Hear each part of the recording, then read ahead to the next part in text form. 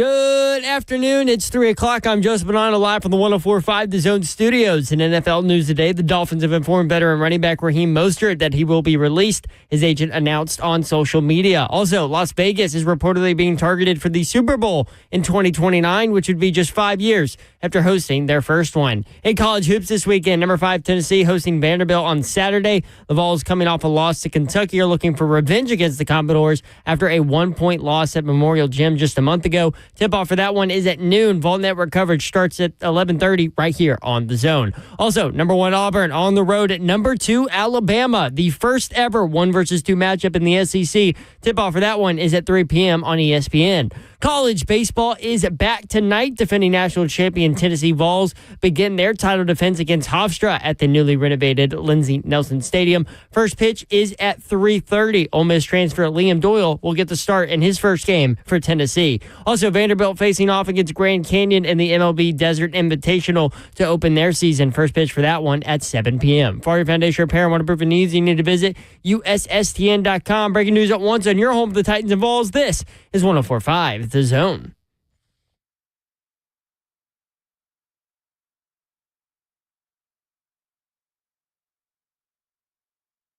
Yo, welcome in 3HL 104.5 The Zone. Britt Doherty with you on a beautiful Friday in the Music City. The weekend is here.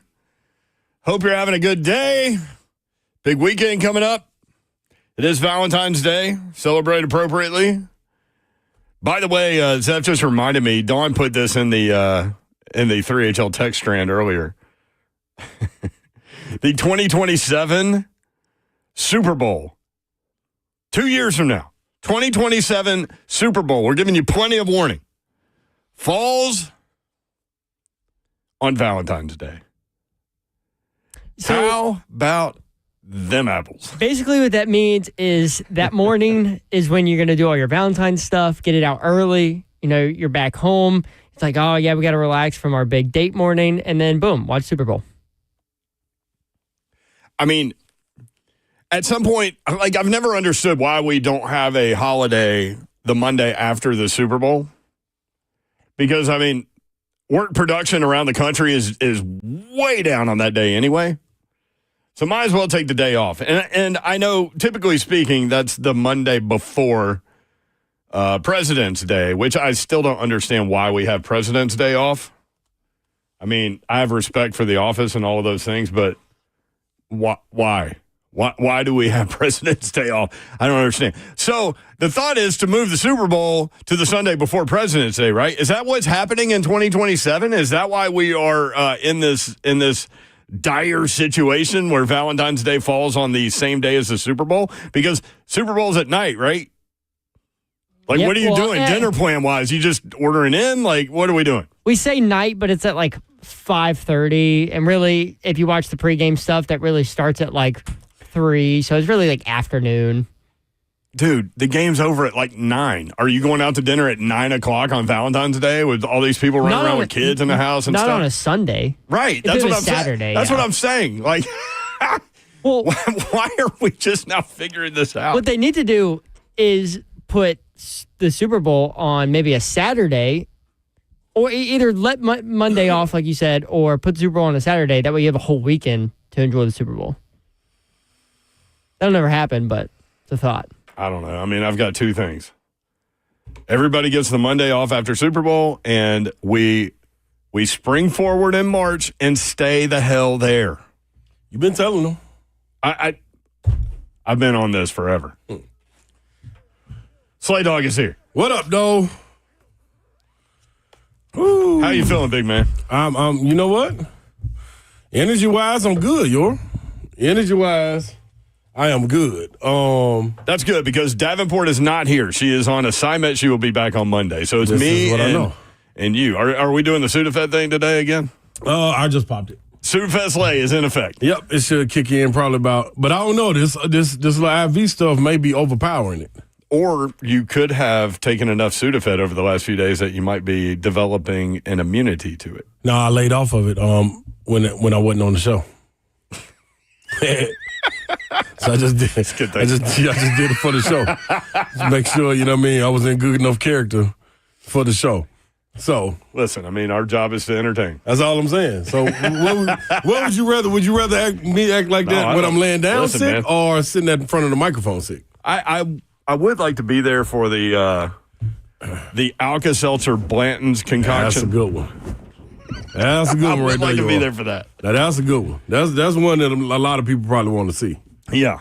We'll get that done at some point. Your thoughts on us finding out today that the 2027 Super Bowl falls on Valentine's Day? People have 2 years to get ready for that little conundrum. See, this That's is dumb. This is what Slay's going to think of it is it's just the women holidays taking over the things the guys like. So what wins out there? So it's the men's holiday for the Super Bowl, the women holiday for the Valentine's Day. They fall on the same day. Who wins out, Slay Dog? It just depends if you want to continue to be in that relationship. I think that may be the easiest way to go right there with that one. You're like, man, that's wild. Why would they do that? Like the NFL, y'all know what y'all doing in the NFL. Like, you could have picked any other day. Like, since that's what you're going to do, you might as well say, you know what, we're going to have it on Saturday this year, Super Bowl. We move everything up and when the playoffs start. You can adjust it according to the playoffs. The NFL is so powerful. Who needs the Pro Bowl? They don't care. No, who needs the Pro Bowl? You can make that one day.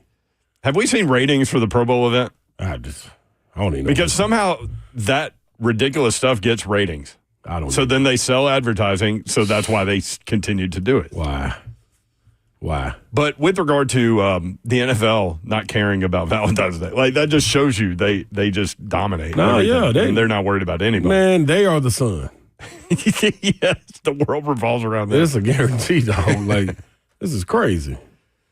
Oh man, I ain't get to get no haircut today. Nope. What was included in your day today? Okay. No school, that's first and foremost. So I was able to sleep an extra 35 minutes. So woke up at 6:35, hit snooze for 10 minutes. So went back down to just heard you giving a speech to someone about hitting snooze. Yeah, he sure did. He sure did. So you got to get up. The second time I got up, though. Okay. I got up. You can't do more than once. That's the rule. Yeah, and then I reset it. So, got on up. Get on up. Yeah, medical house calls, man, came through. They was at the door. I forgot my girl's name, man. She came in, got me all set up. Did the COVID test, the strep test, and the flu test, all negative. Hey. Yeah, man. So I was like, okay, this is just a cold and me not resting. Gotcha. So she hooked a little IV up. I don't know if anybody's out there taking the IV, but it's all vitamins and nutrients and Toradol. And you can choose your IV cocktail, basically. I told her, vitamin B, vitamin D, whatever you're lacking, you feel like a superhero after you do it. Give me everything in that little package you got. So how did you feel after you did it? So first when she injected, I forgot what it was. Maybe it was the vitamin B, but it makes you feel warm inside. That was that. Then it was another one that she injected, make you feel like you pee-pee on yourself. That was one of those. I don't know why that was weird, but sorry, I was talking to Zeph. No, it's cool. That just filtered into my brain. Yeah, it's cool. It made you feel like you peed on yourself. Yeah, but you're not. Okay. But you're not. So it's just really you peeing inside. If that makes sense. Somehow you make things that don't make sense sound like they make sense. That's all I'm telling you, Yeah, bro. yeah. So that goes on. I appreciate that part of your personality. Yeah. So that's about 50-minute drip going. That's the IV drip. So you were just sitting there watching TV or something? I was listening to RK Dub. Oh, okay. Then I had to jump on Sirius XM with Peter Burns and Chris Doering. While you were doing the drip? While I was doing the drip. Awesome. So I knocked that show out. I was supposed to be on there 20 minutes, so next time one of them come on with us, we can keep them longer. I ended up being on there 30 minutes. Okay. For a 20-minute segment. Just shooting the breeze and talking SEC basketball. Mm-hmm. Medical House Call Savage. That was the name of it. After that, I went to the station and jumped on Ramon, Kayla, and Will. 920, my Friday hit. Gave some love advice out there for the people that really didn't have no love. So I was the love, you know what I mean? Didn't know how to deliver. I heard about that. Yeah, I was a delivery guy. I heard it was an impromptu poem. It's is the way that it was sold to me. Yeah, I'll go more along the line of like rhythm bars. Okay. Like a song more so than just a poem. Okay. Yeah, because I let Johnny the Poet do the poems. He does It's songs. good. What the hell? 3HL. See? Zeph, do you have that? The poem or the Johnny the Poet? No, well, yeah, the what the hell 3HL. Yeah, but not up. I had the poem ready. Sorry, I thought we were going poem. Right, I get it. But why do you not poem. put things on hotkeys? Yeah. Because it's a whole song. No, but just pull the what the hell 3HL and put it on a hotkey. Like Davenport saying, what did she say? It's all we know. All we know. Yep. That's got to be real. Okay, I haven't heard the poem. Oh, yeah, I heard it. Here we go. So for the people that haven't heard the poem, this is Slay on Arcade Dub this morning on Valentine's Day, celebrating appropriately. You got this Barry White thing going on. This right here, I'm doing that on purpose because it's Valentine's Day. You're like, that ain't got nothing to do with the cold. Hey, Keith, turn the radio I off. just brought that. Listen, ladies. I just brought this out here for all you loved ones that can't really make this happen. You know, the ones with the high pitch that they went through puberty and it all didn't work for them. That's what I bring in. You seen the commercial? Talk to them, Bird. Now, when the music comes on and the stars are play, you lower the lights. I don't dim them. You lower them. I like one candle. You like two. It's just between me and you. Either way, it's all got to go through. I'm telling you, when you lay down or when you sit up, either way, it ain't gonna front. It's Big Slay, and I'm coming to you on this Valentine's Day. Bars. That was so tough. Proud of that. That was a proud moment by me. That was a proud moment by you or for you? By me. Oh, okay. Yeah, not really for me. It's just a moment. Just happened to be a moment for me. But that right there was for, because I was still a little groggy coming off the Sudafed and everything with that right there in the voice. It wasn't as lively as it was today, so I had to go on and, give the people what they were looking for the people that couldn't deliver that message like the way it needed to be delivered. You got to give the people what they want. That's all you can do. Yo. Give them what they need. Come on, y'all. Come on now. Anytime we could get into Public Enemy bars. Just to see. You know what I'm saying? Yeah. You know what I watched this morning? What? Friday After Next. Oh. Hadn't seen it in a minute. Cute. It's really good. Friday After Next. Yeah, that's the Christmas one. No.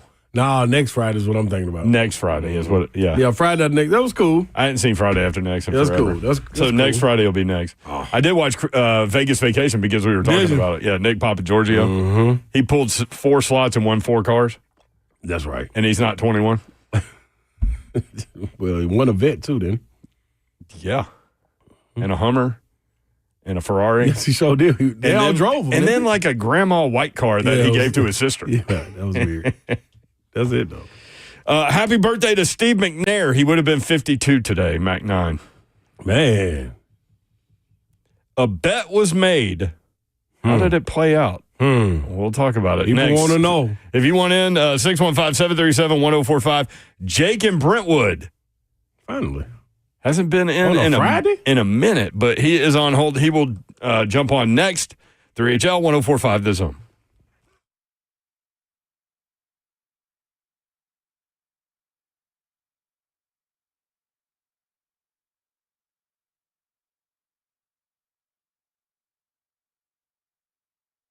What's happening, fellas? This is the perfect day for you to get into GameDayMen'sHealth.com. I promise you that. You got an opportunity, not like many, but yes, one of a kind. All you got to do is call 615-898-9367 and understand that you can text that number. If you're having some troubles in the bedroom, you don't want that to be you on Valentine's Day. Let's hop into it. Low testosterone can affect your energy levels, your workouts, your sleep, and your bedroom activities. Even make you a little grumpy. So if you're that grump that can't get it up, erectile dysfunction is a problem for you. Get over it. GameDayMen'sHealth.com. You got somebody here to walk you through it. 615-898-9367. Let's get in shape. It's already February, about to hit March. You want to have that body ready. Well, you need to have that testosterone and all of that firing. Yeah, you could be low. 2 locations to go to, Green Hills or Hendersonville. You call that number. All you got to do is click on the top, get your date set up, go in, 15 minutes, you know your results that quick. So why are you waiting? 615-898-9367. Get in the game today with GameDayMen'sHealth.com.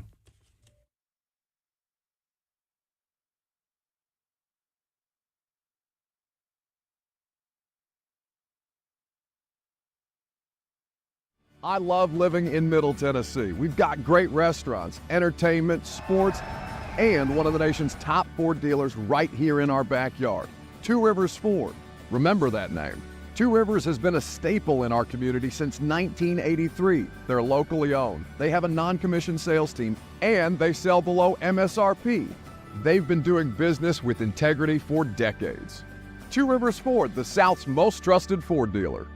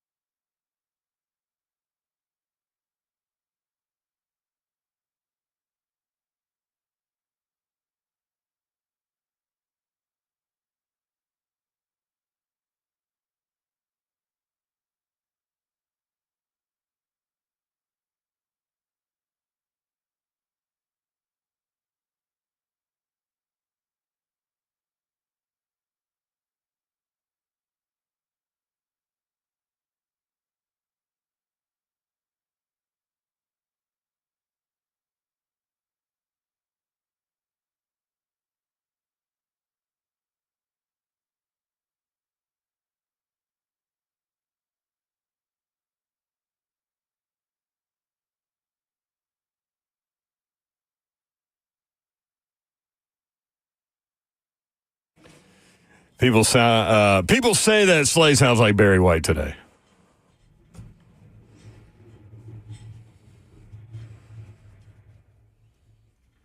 Hey, my darling. I wish I had Barry in me. Can't get enough. Little Barry White. Babe. You know? I mean, there's only one Barry. Yeah, I would. That mean I would have to go to the Quiet Storm. The Quiet Storm. Remember, we used to want to take over 92Q at night. They kind of shipped us out. They changed studios. Yeah, doused our dreams. I mean, just rain on our little parade. didn't even talk to us. So it didn't. C-Wiz, the only one to talk to us. That's the only one.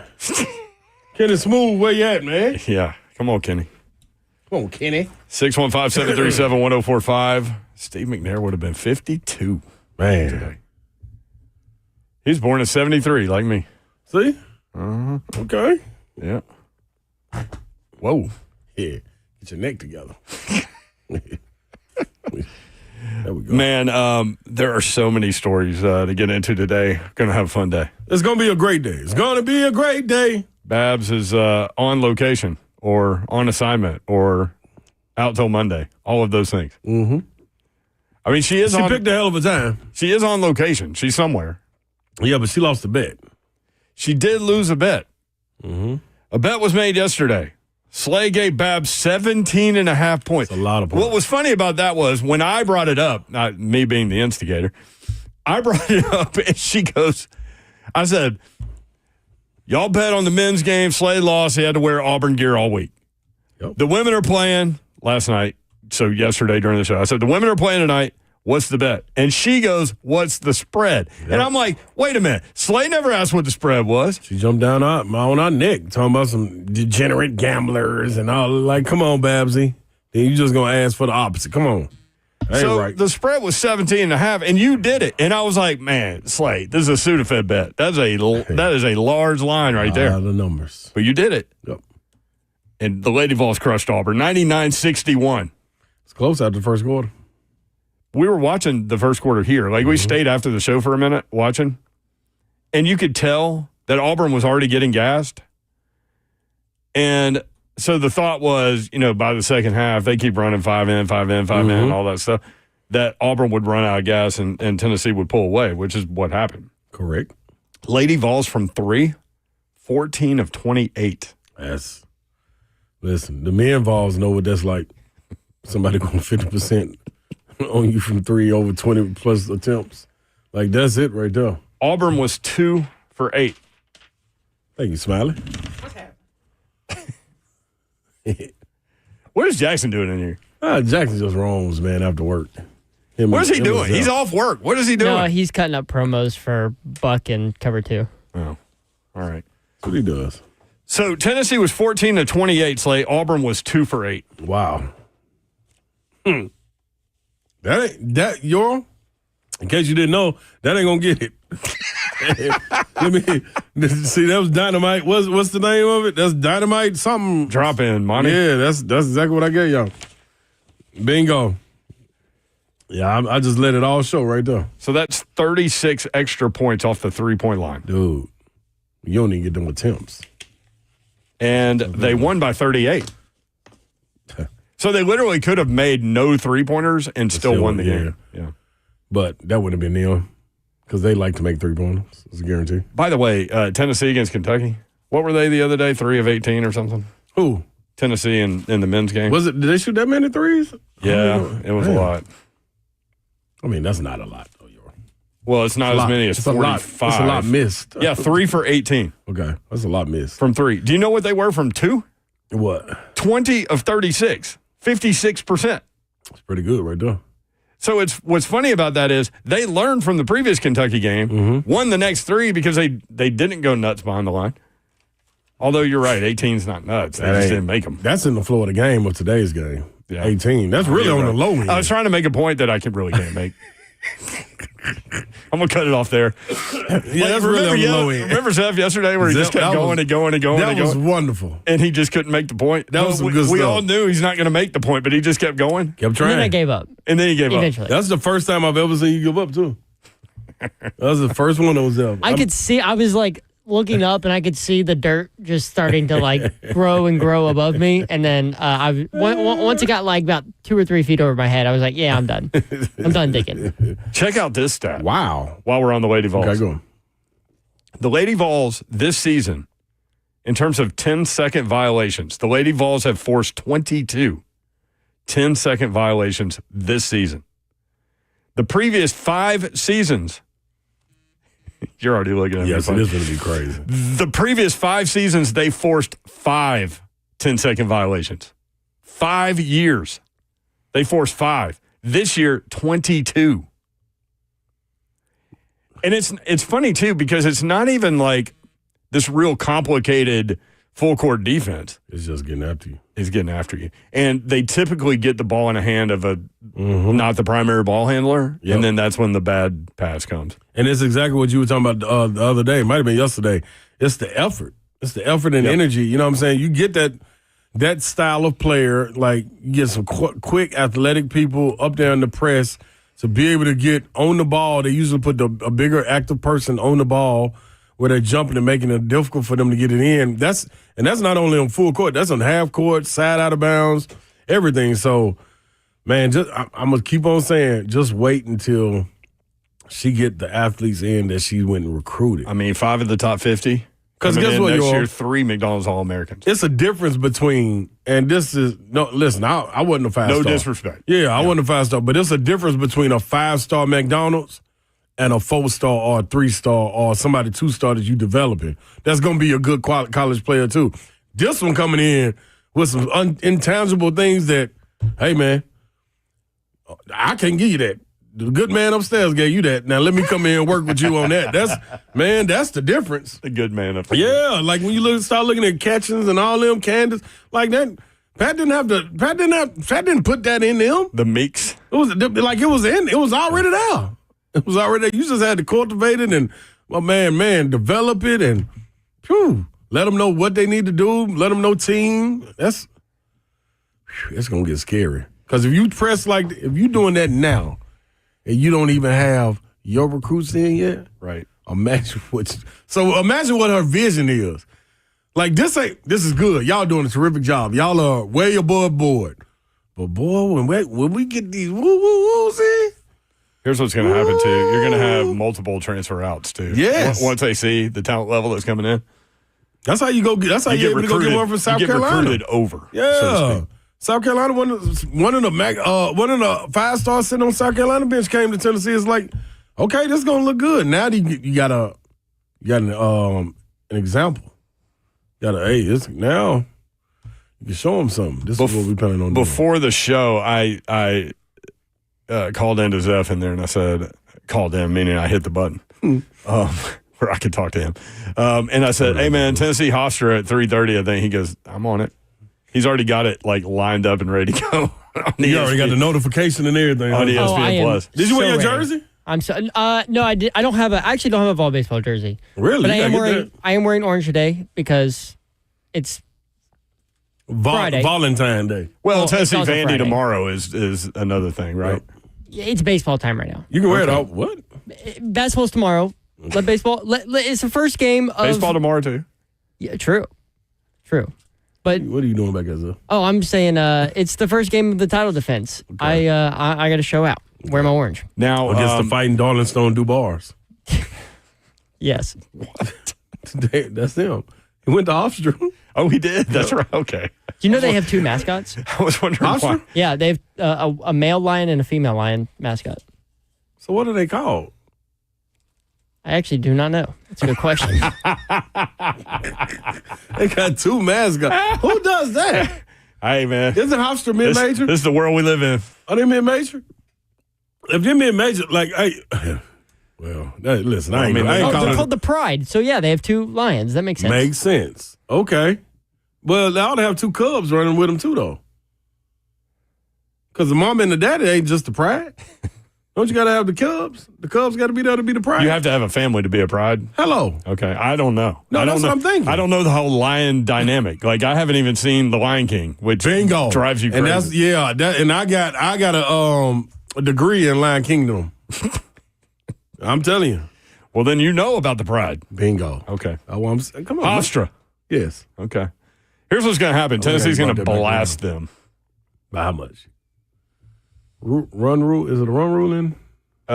So this is a funny question because Vitello hates it and doesn't want games to end early. Like he wants reps for his guys, and he doesn't care if it's 30-0. Right. Just turn the clock off. Mm-hmm. So Vitello, he'll defer it to the other team. Yeah. If the other team says yes, we'll do it. Vitello will be like, all right, we'll do it. But if the other team doesn't want to do it, Tony's going to be like, all right, we're going to play all 9.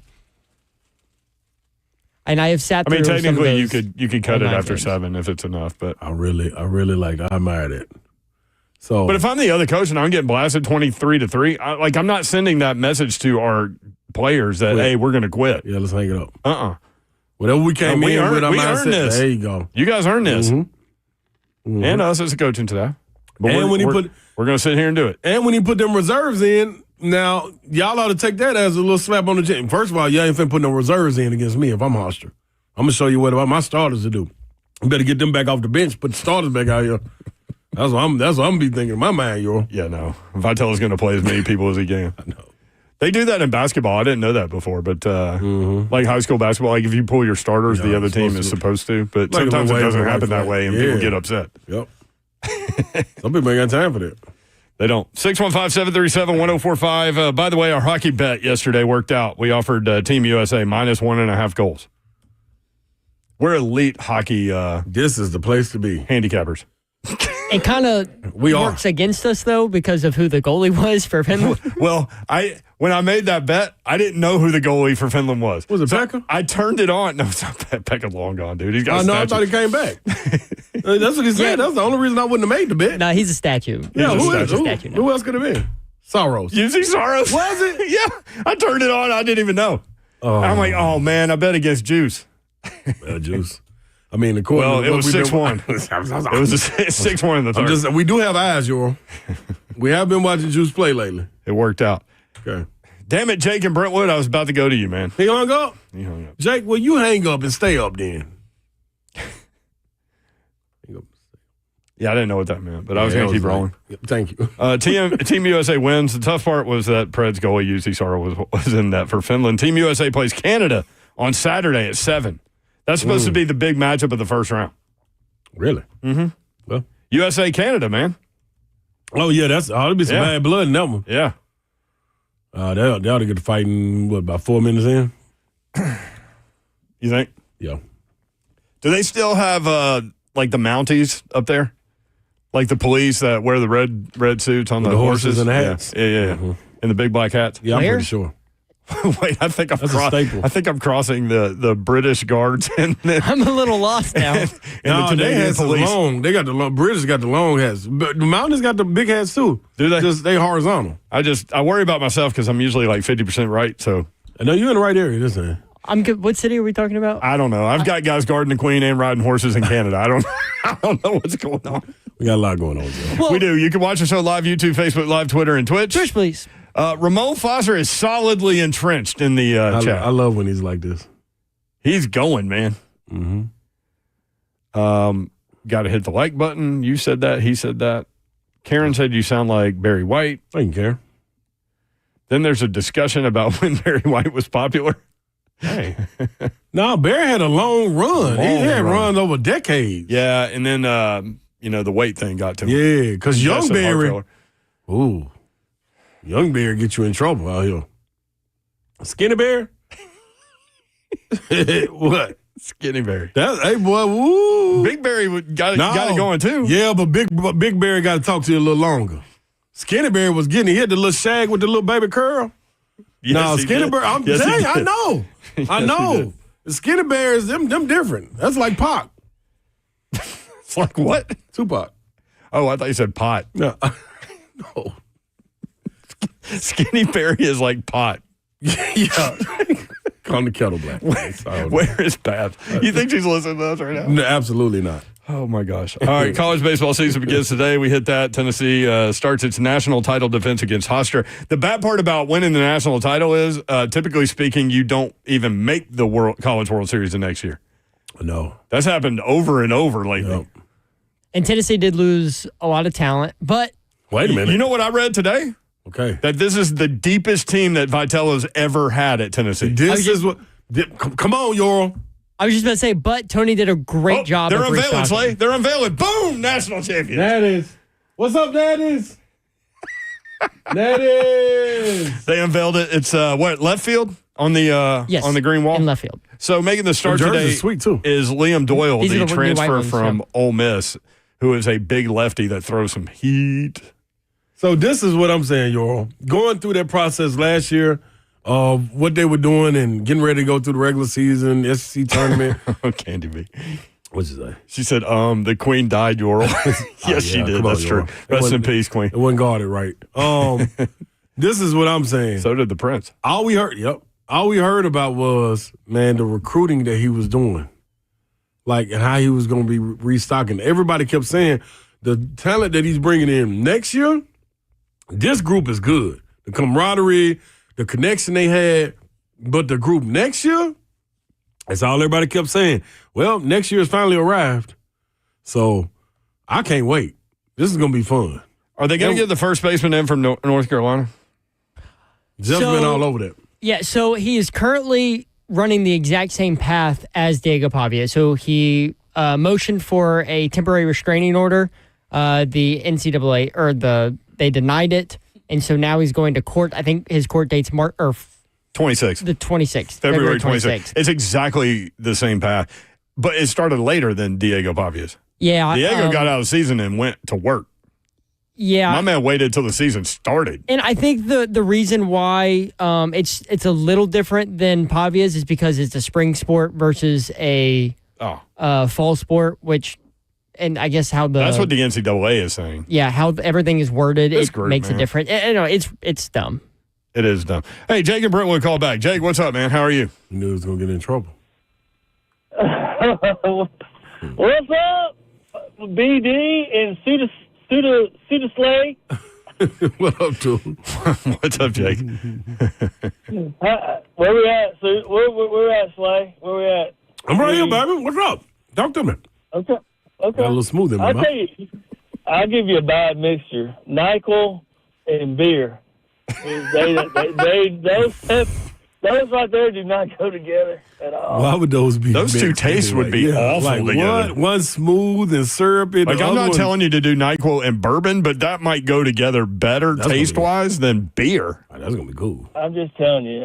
What I'm telling you is, accidentally, I was under the weather and decided to take some NyQuil and then partake, and all of a sudden Jake. I turned into a zombie. Jake, none of that is an accident. None of it Who ran into a zombie? Well, turned into. I mean, necessarily, yeah. I mean, you Hey, didn't I get got- sick by accident. You didn't take the NyQuil by accident. You didn't drink the beer by accident. None of that was an accident. I mean, not necessarily, but it all happened, and it wasn't good. It wasn't a good combo. I know BD will remember this. All right. So listen to this. I was hanging out in my old hood area, East Nashville, and I was walking down the street. I didn't know you used to live in East Nashville, Jake. Yeah. Okay. I'm from like Stratford upon Avon. You went to Stratford? I'm from that area. Yes. Okay. Originally. Yeah. Okay. Yep. Cool. And Like, Jake gives you information, but also holds information. It's very bizarre. Yeah, he doesn't give you everything. yeah. You think I grew up in Brentwood? Brentwood Jake. Yeah. So, anyways, long story short, my brother said, "What's up, Holmes?" I was like, "Dude, I ain't heard Holmes in forever." And I gave him this back. What's up? So we went The back old to school the 80s what's together. up? Yeah, it never gets old. Yeah. It never gets old. But he's like, "What's up, Holmes?" I was like, "Man, I ain't heard Holmes in forever." That's what you called in to tell him? Not really. Not really, man. It's Not been necessarily. hard You to didn't. You didn't show up at a Moment's Peace like Sure you normally do didn't. Sure before our didn't. Valentine's Oh. show. But guess what I did today? I showed up at Moment's Peace. Oh, see, Babsy was looking for you too, dog. Yeah, she needs you. Yeah, no. I mean, Jeff and I, we got that figured out. So. Okay, good job. Yeah. She had a question for you. Yeah, we got it taken care of. So. All right, so where are you? Is Tennessee going to defend that national championship in baseball? Go back-to-back? Well, based on what you guys just reported, maybe not this year, but certainly next year. I don't know. Maybe this year. What y'all think? Well, Slay was talking about last year. People were pointing toward this year. So maybe this year. I mean, I got to get through March. I got to get through March before I start thinking about baseball. I'm with I you. don't know about you. I'm with you. Huh? I'm with you, Jake, on that one. Let me get through the basketball season, then I'll pick up. Yeah, it's kind of like football when we're riding the tail end of football. You know, we got, early kickoff classics. I'm like, let me just get through football. I hate when they rush me, man. I hate when they rush me. Don't rush my butt. Don't rush Jake. Don't rush you through your sports calendar. Yeah, let me take it nice and slow. I will admit, February is absolutely horrible. I mean, it's a horrible sports month. Y'all have to agree with that. Not me. So, Jake, did you hear us earlier? In 2027, the Super Bowl falls on the same day as Valentine's Day. Yes. Yeah. How are you going to deal with that? Well, I've already started my Trail of Tears today. Scramping and going to Walgreens to find a card. Hope Mama's not listening. And, running by a moment's speed. So, yeah, we got Valentine's, then we have a birthday, then we have an anniversary. Oh. Then we have Mother's Day. You got all this in a couple month span? Month to month to month. It's my Trail of Tears. It's when I have to bear down and become sensitive, which I'm not good at. Okay. Well, sensitive, Jake. All right. Get with Dawn. She needs you. All right. Well, just tell her to give me a buzz. All right. See you, buddy. All right, brother. See you, bye. Kind of confused as to why he called in. He said somebody told him, "What's up, Holmes?" Oh, that was the whole point. Yeah, what's up, Holmes? I mean, a lot of times Jake from Brentwood just calls in because he's buddies and he Right. just wants to shoot the crap a little bit. Yeah, we got to figure out what he's doing for the weekend. So, He usually calls in on Tuesday. yeah, that was And his says, weekend. have a good weekend. Yeah, it's extended weekend this time. 615-737-1045. So I was looking around at some things. What you looking at? PFF lists the top 10 returning quarterbacks for the 2025 college football season. I'm going to run them by you when we come back. 3HL 1045 The Zone.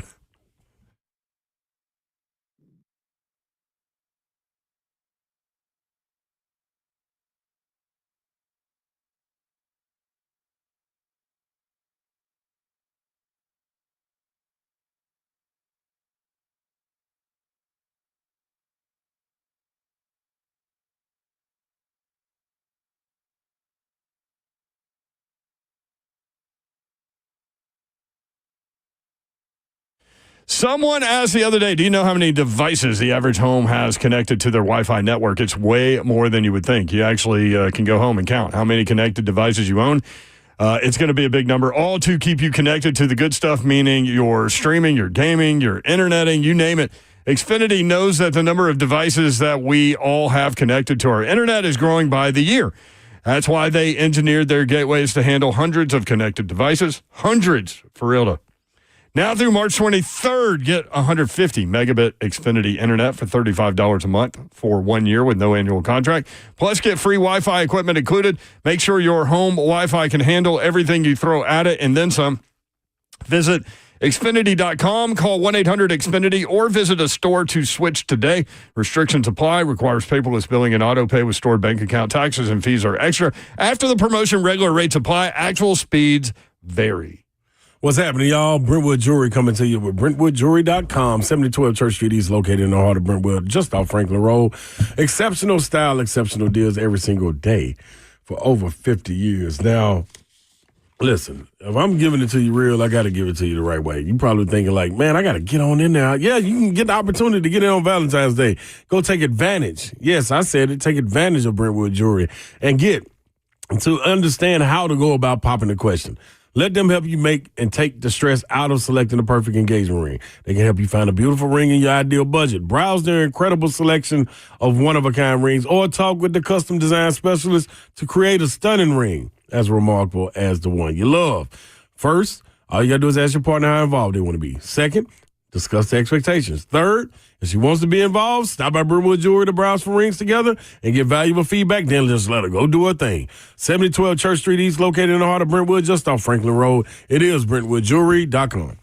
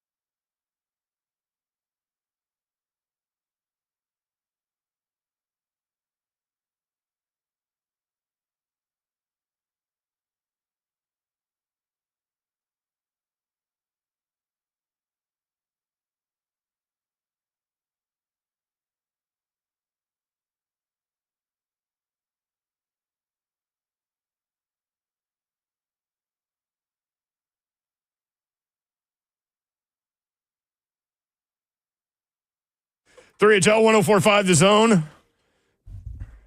Tennessee and Hofstra in the first inning. 0-0. On the mound for the Vols, Liam Doyle, transfer from Ole Miss, went 3 up, 3 down, struck out the last guy. Tennessee now batting. They've got runners on the pond. Ducks on the pond. They just scored. Tennessee? They did just score. Ground out to third base. Runner scores. Man on third. 1-0 Tennessee. 1 out. 615-737-1045. I've got the PFF list for top 10 returning quarterbacks for the 2025 college football season. Where is Nico? Where is Diego? Who are the top guys? We'll go through that in just a second. But Jake and Brentwood's wife, Melanie, just called. Melanie, what's up? How are you? How are you doing, guys? Doing great. We're sorry to break the news about your Valentine's today. Yeah. He is so full of baloney. It's not even funny. we figured that too. How so, Melanie? Yes. And this whole Trail of Tears thing, I have heard this for the last 34 years about the Trail of Tears, and I know you guys know. I know you guys can can feel me on this one. It's the least he can do. That's all I'm going to say. Absolutely. So right. what all is in a row? It's Valentine's Day, your birthday, your anniversary, Mother's Day, all of that in a couple of months? Yes. Okay. Yes, it all. Oh, and then his birthday falls in there too. But it all falls in a very short time span. And I mean, again, the least he can do. Right. Well, Yeah. I mean, he made the trip to Walgreens, so that was good. I can't wait to see what he found at Walgreens because what is left over in a Walgreens midday on Valentine's Day. Man. Probably going to be like, to my stepson's mother's cousin, Happy Valentine's Day. And he'll mark out all of the stuff and scribble my name on the top of it. So. And with he might add some Hershey Kisses in there. They probably be left over. Yes. Too. Yes. Maybe a fake rose that lights up or something. Oh, there'll be a dozen of those fake roses like that. That he also got at Walgreens. No, he's discovered that Target has roses now. So I could bet you he's probably on his way to Target before he gets home because they sell a dozen roses for I think $20. So Listen to you. but to his credit, we said no Valentine's gift because we had a really nice dinner last night. Okay. And but I gave him a Valentine's. Like I can't not do that. But so he's really just like, crap, she got me something, so now I've got to go. Now I gotta go. Where'd you go to dinner last night? We went to Cane Prime last night. Oh, Lord have mercy. Listen, that's enough for everybody involved. I know. And that was sweet. He is a good, sweet guy. So just know that in the back of all the crap he shells out to you guys. Do you think he's listening right now, Melanie? Oh, he better be. Because as soon as he said, I hope Mom is not listening, I texted him and said, oh, yeah, Mama's listening. Oh, Babs would have loved this. We got to play this back for Babs. She would have loved this. Yes. Listen, when you get all your Walgreens stuff, make sure you say thanks, Holmes, to him. Thanks, Holmes. I will. I'm sitting right now. I'm about to get in my car and walk upstairs. I'm sitting anxiously waiting. And I can't believe he said, like, horrible sports time with the big basketball game coming up tomorrow with number 1 and number 2. Like, he's lost his mind. Right. So I disown him as an Alabama fan that he could say there's no sports going on right now. So, I love it. I know. Well, you guys have a great day, but Yep. I listen to you all the time, and I just have to roll my eyes back into my head after I listen to his phone call. Thank you so much for calling in, Melanie. We get to hear you from you. Absolutely. Hey, keep that guy in check, man. He needs it. I'll do the best I can. I mean, it's a hard one, but I'll try. It's God's work. Thank you. Bye. See ya. How about that? That was good. Jake and Brentwood, Melanie and Brentwood. Yes, I love that. Back to back. That's dope right there. Yeah, Melanie. Call in anytime and set them straight. You know whose side we on. We on your side, Melanie. By the way, Tennessee's up 2-0. There was a wild pitch, and a Tennessee runner just went from first to third on a wild pitch. Damn. This is not going to go well for Hofstra. I love this. That's like 9U baseball right there. I love this. It was a wild pitch. The catcher couldn't find it. He's just spinning around looking. Wow. All right.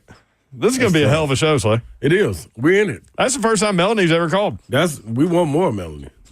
That was excellent. I like when you're able to put Jake in his place. More of Melanie. That's right. That's Mom. M-O-M. Yo, hey. How about that? PFF lists its top 10 returning quarterbacks for the 2025 college football season. Number 1.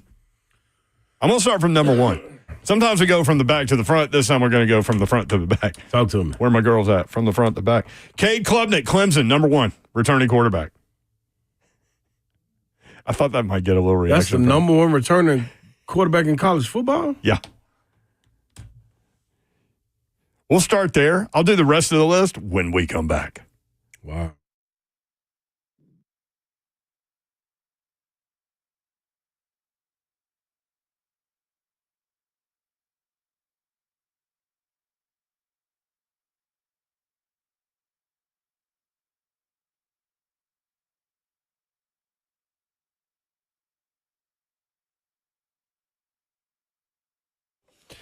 Want to tell you about my friends at Dickens Turf and Landscape Supply. DickensSupply.com is the website. Trey Hartsook is here as we go through fluctuating temperatures. You know the spring and the summer is coming. You need to get prepared.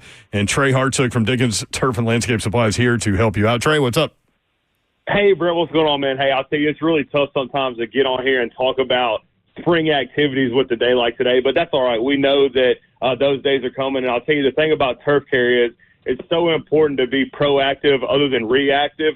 So let's make sure if you're somebody that overseeded in the fall and it's looking kind of good or maybe it's not looking so good, pre-emergent application does a ton for the lawn, helps keep weeds out going into the summer, and also the fertilization aspect of it is such a big deal because we know that cold weather can really pull that temperature out of that fescue grass.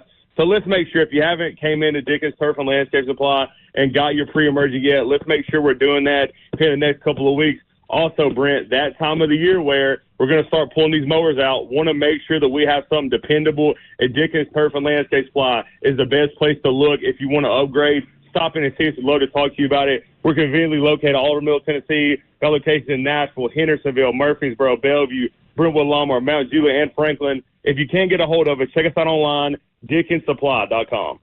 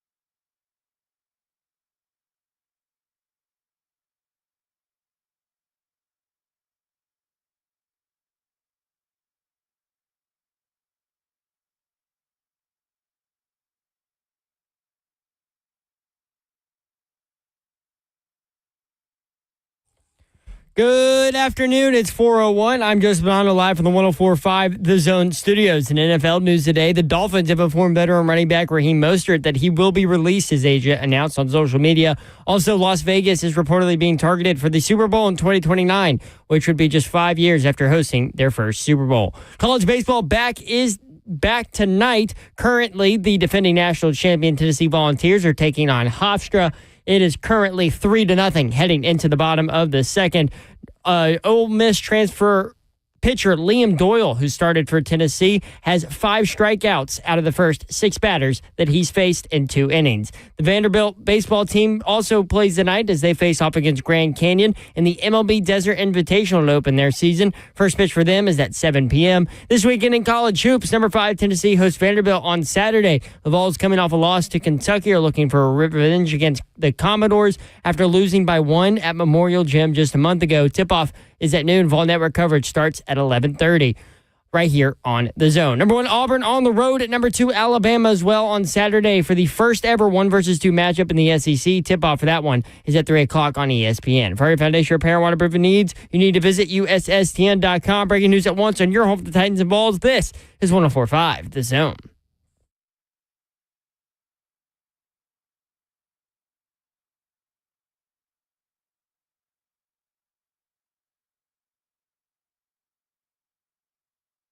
HL 104.5 The Zone. What up? Hope you're having a great Friday. Brent Doherty with you on a beautiful day in the Music City. Going to be a great weekend. Tennessee Vandy coming up tomorrow. Vols a 13.5-point favorite.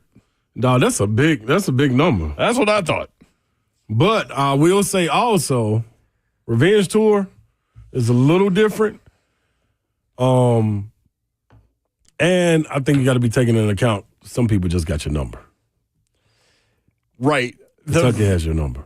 The Vandy game was different, though. It was a 1-point game. Now, Vanderbilt did have a big lead, and Tennessee fought back. But, I mean, that would be a tough week for Tennessee to get swept by Kentucky and Vanderbilt in the same week. Home court is different.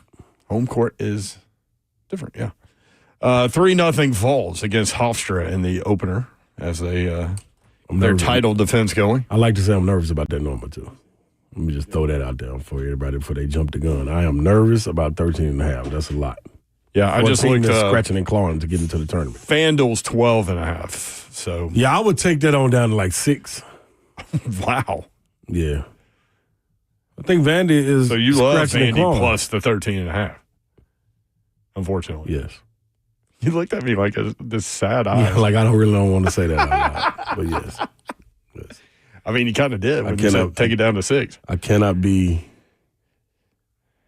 Yeah. What about the Alabama-Auburn game?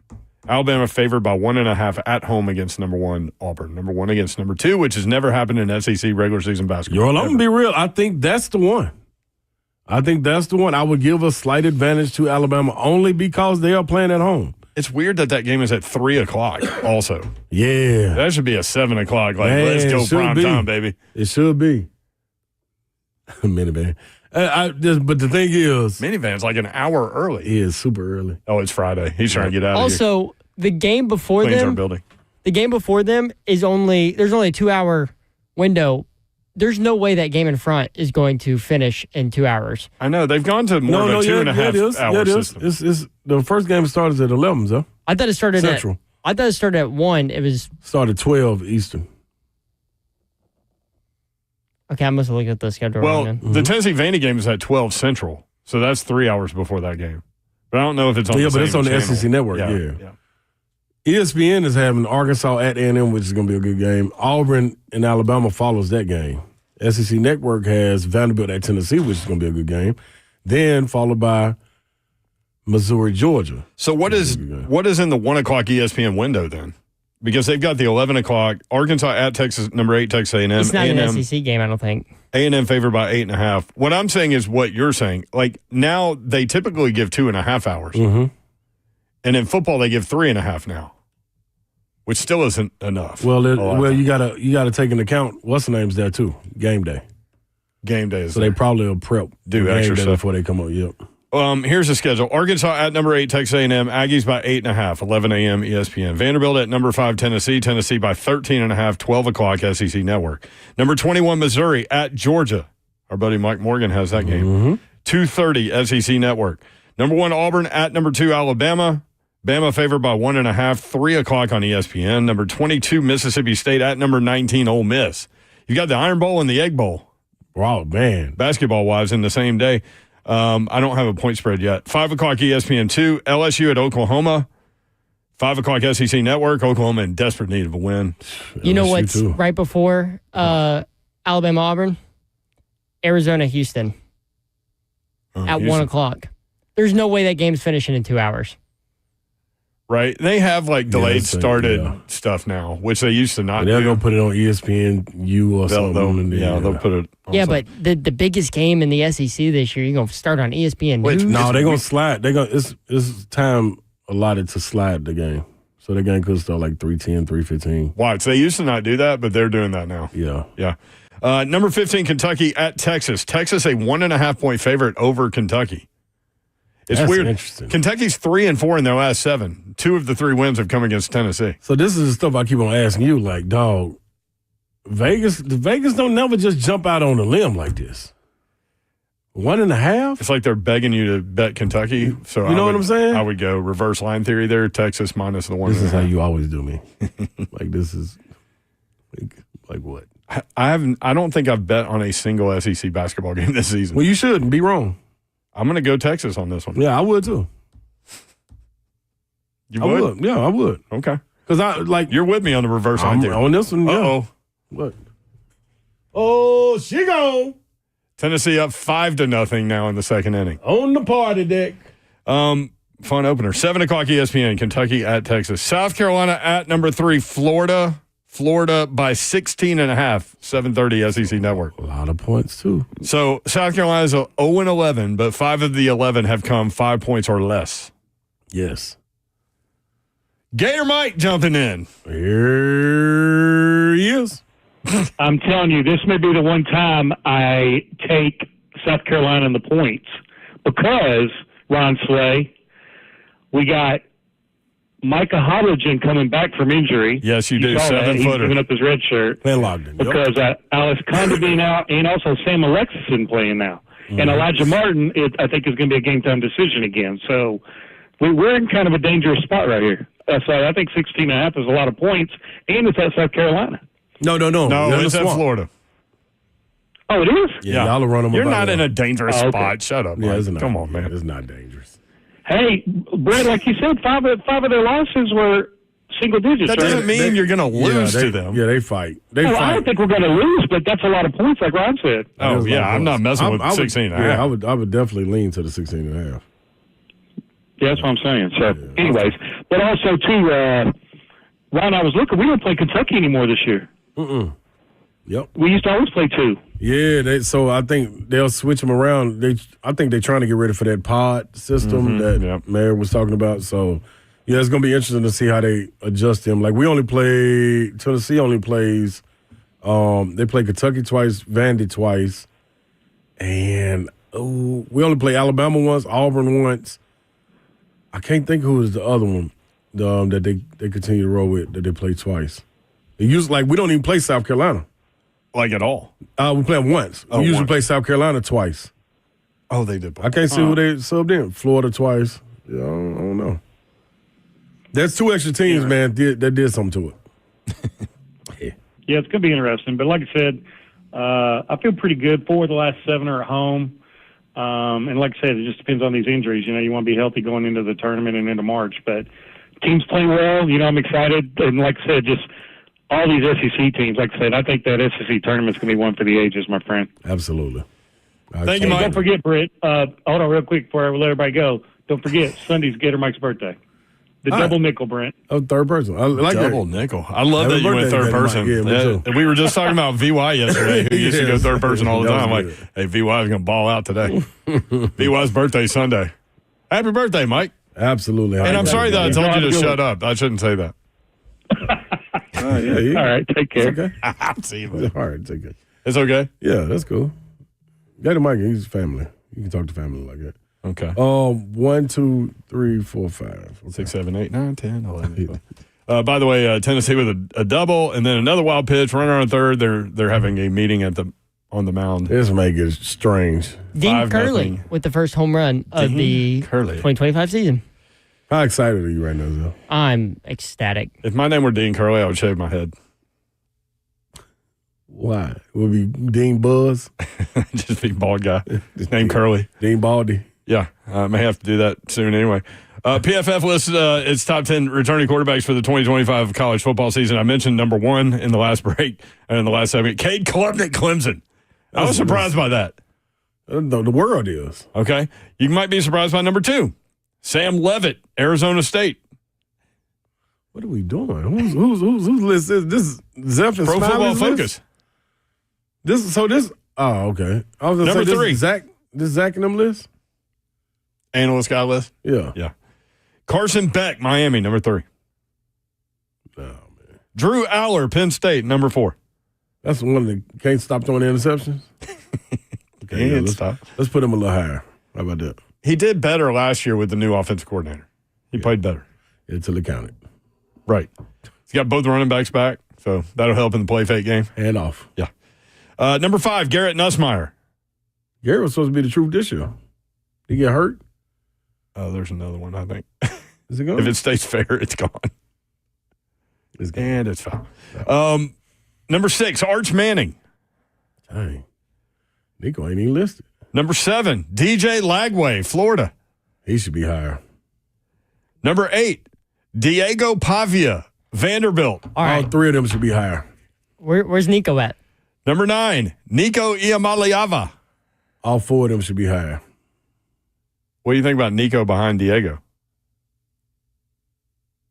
I'll take that after watching the last show. Okay. I ain't gonna push back against that. Okay. I was wondering if you would push back. No, you need a little I bit more. agree with you on the field. You need a little bit more. Now, potential, Yeah. what I expect, I'm going Nico. But, yeah. Number 10, Kevin Jennings, SMU. He was good until Yeah, they let me down when they got to Well, I mean, was it all weather related?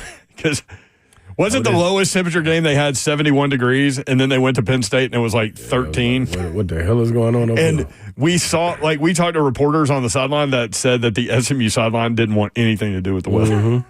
Also, to be fair, the game before that Penn State game, they didn't do anything in the first half, and he had to basically will his team to a win.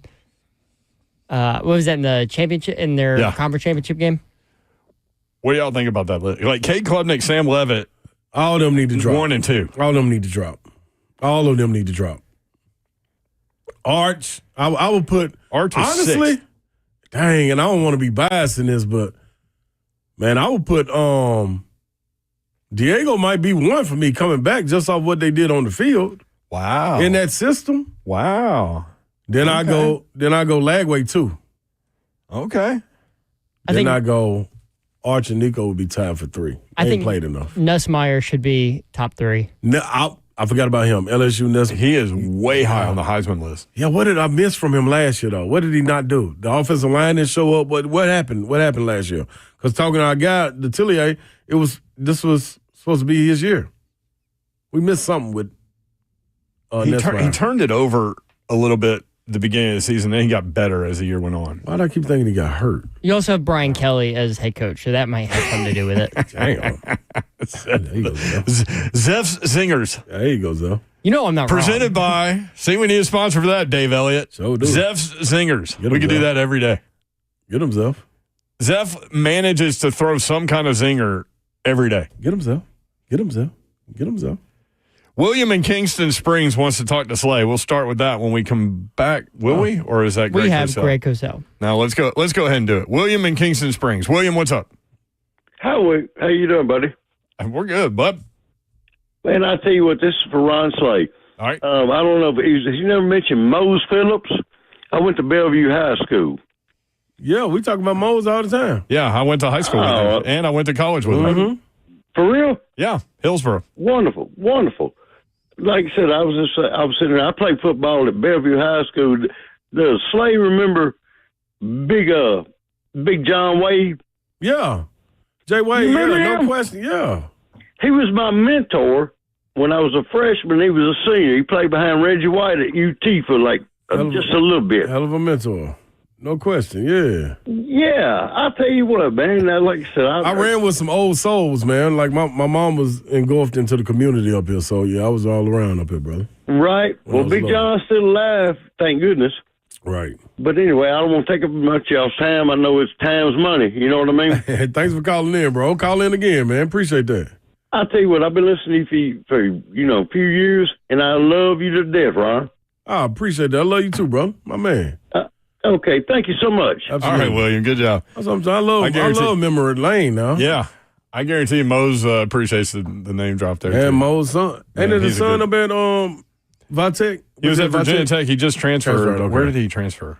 I have to look it up. He just transferred. I just remember them playing Vandy early on. So. I turned on Virginia Tech game, and I'm serious, within 5 minutes, he intercepted a pass on the goal line. You should have turned it off. That's it for me. That was it for no more. 615-737-1045, always the number. When we come back, we'll visit with Greg Cosell, NFL films, NFL matchup, and we'll talk about the Super Bowl, but we'll also break down some prospects as he has begun to evaluate tape for NFL draft prospects. We'll be right back. 3HL 1045 The Zone.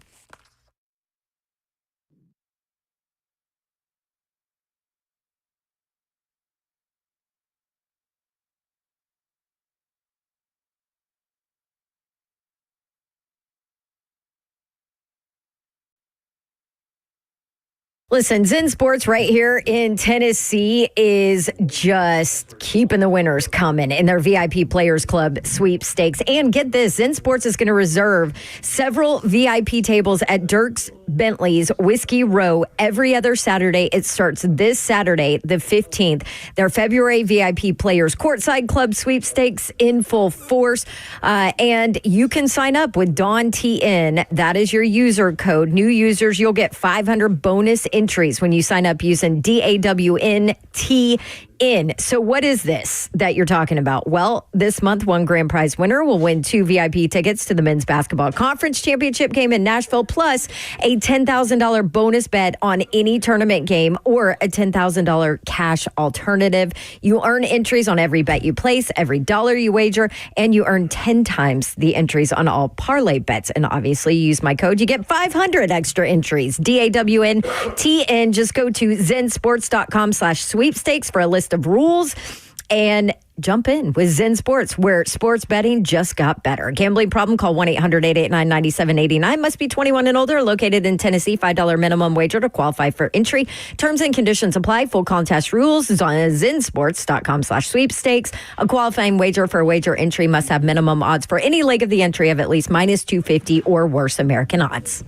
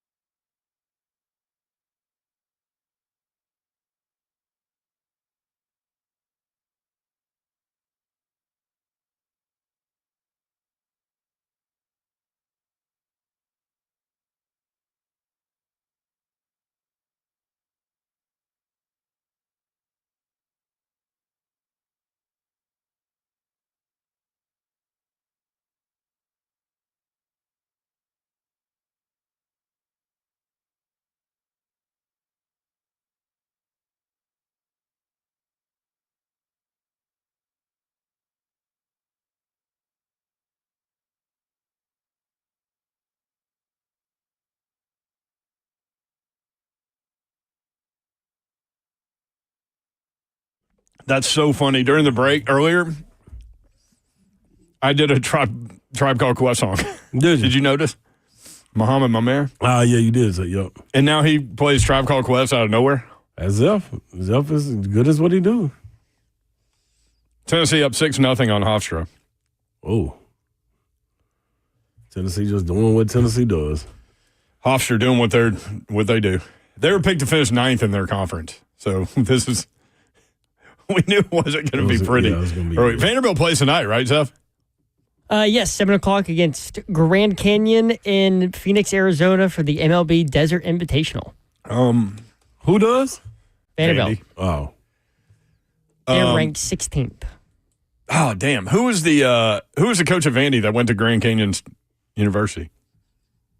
Bryce Drew, yeah. I mean, the best dude. Mm-hmm. He's winning out there, too. Yes, they go he to the is. tournament every year. Mm-hmm. So Vandy's going to play them in baseball. That's good for them. Greg Cosell joins us. I started to say as he does every Friday, but we're moving to Thursdays, Greg. Yes, we are starting next week. Love it. Yeah, but NFL films and NFL matchup. So are you good with the football season being over, turning straight to draft? Is that what you're doing? Yeah, but of course I seem to come back from the Super Bowl every year and get sick, so it's just one of those things. Dude. Slay too. Y'all sound alike, man. So, dude, Coach, I had to get an IV this morning. I've been on Sudafed and Mucinex now. So. Oh man, yeah, I got and I hate it because I have asthma. So if I get sick, I'm a cougher, and that is really problematic. But Heck yeah. it is what it is. Yeah, darn. All right, Cosell, hang in there, brother. Yeah, I'm saying. But I don't want to miss you guys. That's my guy. Man, the Eagles just ran the Kansas City Chiefs. Were you surprised? Not that the Eagles won, but how they were able to win so easily? Yeah, I was. I mean, it's funny. I was watching their defense because this was really a defensive game. And, one of the things I think about is the process. Like when I'm watching, I was sitting pretty high up and on the 50-yard line. And, a couple of things I noticed during the game. I'm not taking notes or anything, but you just notice watching the game.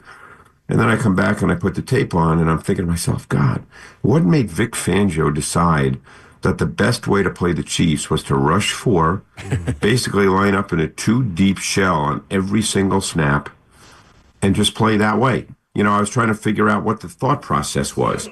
And it occurred to me that, they obviously felt that they were better up front because the reality is that there were 3 offensive linemen for the Chiefs that are below-level starters at their present positions. Right. Tooney's not a left tackle. Kelly Endo should not be starting at left guard. And Jawan Taylor's not very good.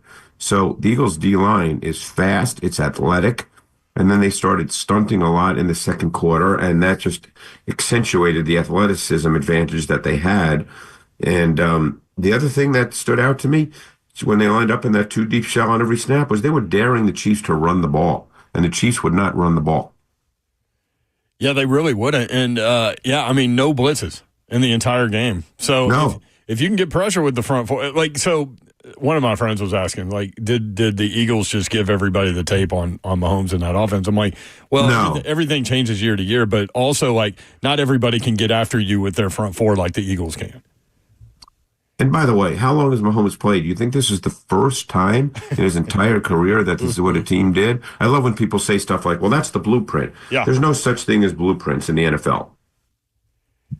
That was the biggest deficit he's ever faced as an NFL quarterback. I mean, just outrageous. So while falling behind 40-6, Mahomes was 12 of 22, 148 through the air, 1 touchdown, 2 interceptions, and sacked 6 times. Well, how about this, Brent? In the first half, the Chiefs ran 20 plays. You know how many yards they gained in the first half on those 20 plays? How many? 23. Wow. Oh, and then on that stage. So I bet the Eagles money line, but I didn't anticipate that at all. Just a walkthrough game, basically. Nobody did. I mean, it almost looked easy. Yep. And credit to Jalen Hurts, man. What a great story. Gets benched in the national title game, transfers, goes to the NFL. People say he's not going to be able to get it done. He does get to a Super Bowl, plays well, but they lose. And here he is, MVP, 17 of 22, 3 total touchdowns, a Super Bowl record for a quarterback with 72 rush yards. just a phenomenal performance, and really enjoyed that. Yeah, and it's funny. As I'm starting to watch college quarterbacks, which I do, of course, you start to think about the balance between playing from the pocket and the running element, because he had 3 scrambles in the second half that were really important plays in the game. And obviously the running quarterback and the ability, I don't want to say the running quarterback, but the ability to make plays with your legs is really a factor now, because it changes the way defenses play. And that's really the important point. It's not that these guys can run. We're getting better athletes everywhere, but it changes the way defenses play. And I think that's really critical. And when it's 3rd and 8, let's say, and a quarterback runs for 14 yards, that is a morale breaker right there. And he had 3 runs in the second half that were really, really tough for the Chiefs defense. And Jalen Hurts has a great feel for that. Yeah. He started to pick it up as the season went along, too. Was this one of those, when we're going back watching the film, Cosell, that it would seem to be put on the shoulder of Jalen Hurts with Chris Jones and them, the way they were playing up front against Saquon? It was like, Jalen Hurts, you got to beat us? I wouldn't say that, because it's not as if Hurts dropped back 40 times, Slay. I think he dropped back 29 times. Right. The Eagles still ran the ball 25 times with Barkley, so they did not give up on the run game. And I think that was – now, of course, the score of the game and the game flow allowed them to continue to do that, but that's their identity. And I think that was important for them to stay with the run game. That's who they are. So, obviously Hurts was really efficient. Yeah. Made a couple of great throws, but it wasn't the kind of game where, he dropped back 40, 45 times and they just put the ball in his hands. But he just played really efficiently, really well, made some great throws, and the running element was so critical. Really efficient, yeah, kept him base. What was your thoughts on Devontae Smith coming out of this game? Because remember coming out, since we're getting ready for the draft, Cosell, everybody was on board with him being too small and this, that, and the other, man. He seems to be doing all right in the league, huh? Well, you know what, Slay? And I guarantee every single team in their draft room had that discussion, and it's a valid discussion. Absolutely. When a receiver's 160 pounds, it's a valid discussion. Yeah. He's obviously turned out to be a very, very good NFL receiver. He's such a good route runner. He has a great feel, great understanding, and he's tough and competitive. Being tough and competitive is not a function of size, as you well know, Slay, from having played, at the highest level of college hoops. you don't have to be big to be tough and competitive. Right. And he is really tough and competitive. He's got great hands. He's a technician as a route runner. He's a really good receiver. Yeah. But I guarantee every team in the league had a discussion about, can a 160-pound receiver be a really good player in the league? And the Eagles obviously came up with the answer yes, and they were right. Greg Cosell with us, NFL Films, NFL Matchup. Greg, I know you've been diving into some NFL prospects. Slay, you got one more? Yeah, let me ask you one more. What were your takeaways on Travis Kelce throughout the game? Well, he wasn't a factor in the game, but in a sense, no one on offense was a real factor in the game. I know Worthy had some big numbers, and those numbers came late. Kelce, Slade, did not have the same kind of year overall that he's had in the past. Yes, he caught over 90 balls, but it was only 8.5 yards per reception. Yep. And the number of receptions that he caught that resulted in first downs was way, way down from previous years. So I'm not saying you could predict what happened. I never say that, because you never know in a game like that. Yeah. But he clearly did not have the kind of year that he's had in the past, simply because he caught a lot of balls. So when the game's over, you could say, gee, it wasn't a surprise, although I'm sure it was to many people. Right. I was watching him, Greg, man, and it was like when Mahomes was running for his life, it was a lot of times you could always think back to that time where Kelce would know that when breaking the line of scrimmage, and then automatically break his route off. It was like it was out of sync, man, and it was like he couldn't turn and get to it, the yak yards after the catch. That wasn't there. It was almost like catching and drop. So, yeah, I was. And so how about the interception by DeJean, where they got Mahomes out of the pocket by design, and because of how great he is out of the pocket, you're thinking, okay, a big play is going to happen now for the Chiefs, and it obviously turned out to be a big play for the Eagles. I would say the Eagles secondary guys. We know about the pass rush. Everybody saw that. But one thing that stood out watching the tape was the discipline with which the Eagles secondary played. The little details. I thought Reed Blankenship played a great football game, and you would never know that from looking at a stat sheet. I totally agree. I love it when you point things out like that, especially MTSU guy from here. So that's right. That's right. So who have you been looking at recently in terms of NFL draft prospects that's kind of intrigued you? Well, I just finished watching 6 games of the Alabama defense. So Jahad Campbell I watched, Quadarius Robinson, Malachi Moore. So I watched 6 games of those guys. I've watched the quarterback Tyler Shuck from Louisville, who I'm fascinated by. I'm trying to think who else I've watched recently because now I'm in that mode where I'm just grinding away. Yeah. So sometimes I lose track of what I've just watched. Well, let's go in with Tyler Shutt from Louisville because some people have had some positive things to say about that kid. What did you see on tape? Oh, I really like that kid. And, Louis Riddick's, been in our building this year every Tuesday doing a Turning Point.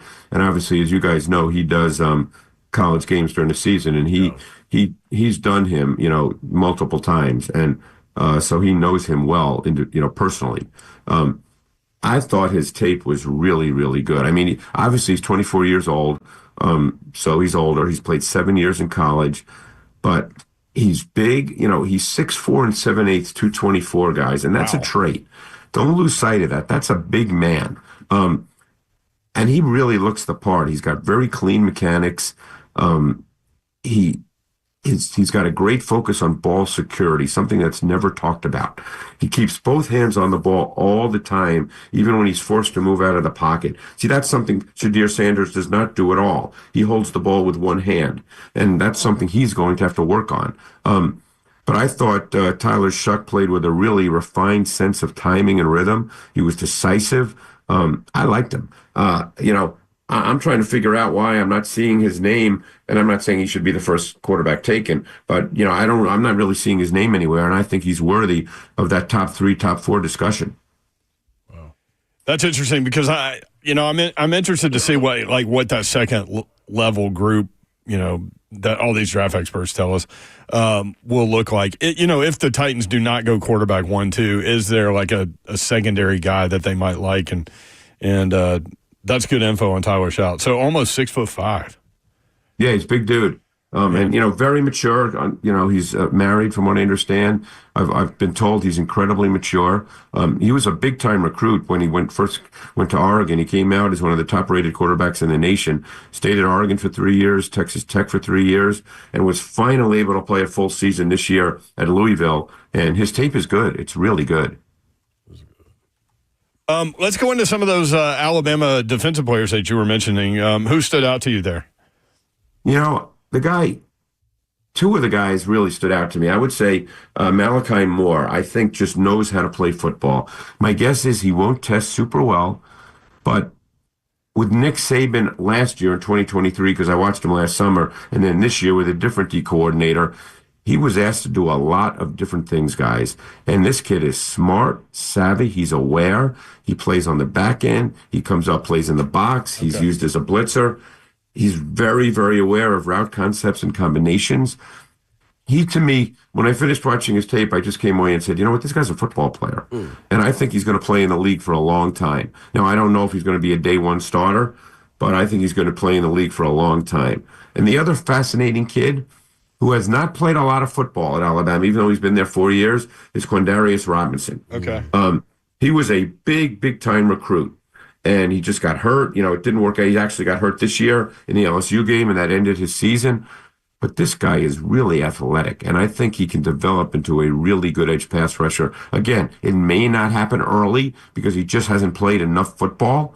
I mean, he certainly hasn't played many snaps against the run, so he's probably a little bit of a developmental prospect. But he is a high-level athlete. And he was a fascinating guy to watch. I love watching those guys, Brent, because I knew nothing about him other than his name. And so when I put on the tape, it's totally virgin territory. And I love that. I knew nothing about him. You mentioned Jihad Campbell, the Mike linebacker for Alabama, number 11. What did you see there? I got to tell you, I really struggled with him. He's an uber athlete. He's a ridiculous athlete. And that's what's going to get him drafted high, in my opinion. But I got to tell you, I watched 6 games. That's a lot of football. Yeah. And there's not natural physicality to his game. He just is not that guy. I mean, you know what Coach Mack always talks about, stack and shed, right? Yeah. He didn't do any of that. Yeah, they actually used him as a pass rusher, edge pass rusher, where he looked like a totally different player. And by the way, he came to Alabama as an edge pass rusher, but they had Will Anderson and Dallas Turner, so they moved him to stack backer. But I think he's going to be a sub player. I don't think he can play in normal down and distance right now. You know, he just doesn't have the natural physicality to his game. But people will get excited about him because he is an uber athlete. I mean, the way he moves is ridiculous. But there's not a whole lot of aggression and explosiveness, you know, within the box.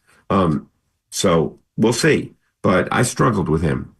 Interesting. Yeah. I can't wait for you to break down, get to those South Carolina guys, especially Stewart. Oh, I did some of those guys. Oh, man. Did you get to do Stewart? Stewart. The DN? Dylan Stewart. Dylan Stewart. Is he coming out? Oh, am I wrong? No, Dylan is that was the No, he's freshman. the What's the freshman. other one? It was two of them. Yeah. It was Kennard's coming out. But there you Kennard, go, yeah. Kennard, yeah. Yeah, I did Kennard. The guy I really liked was T.J. Sanders, the tackle. It's like, Oh, okay. I think that guy's really, really a good prospect. He's a really good combination of power, quickness. I think the better part of his game is quickness, and I think he could be a sub-package pass rusher relatively early in his career. But he's got some juice to him. He was a fun watch. And then the other kid who's kind of freakish is Nick Emenwari, the safety. Yeah. I mean, that kid's like 6'4", 215, 220. Yeah. He's a really fascinating prospect. You know, I had it mixed up. I was thinking Shamar Stewart, and You haven't done. He's at A&M. I haven't done him yet. Okay, yeah. My bad. Well, love doing these draft capsules with you. We'll continue. I'll that be grinding away, conversation. guys. So you know, each week we'll be able to talk about a few more guys. Yep, we'll do it again, and we'll start back up on Thursdays next week at 4:20 Central. That'd be awesome. Thank you. I Get appreciate well, that. too, Coach Hill. Get well, brother. All right, man. You too, Slay. All right, man. From one sick guy to another. Yeah, that's how we roll. Oh man, that's funny. All right, when we come back, I don't know. I lost my place on my sheet. We'll have something for you. 3HL 1045 The Zone.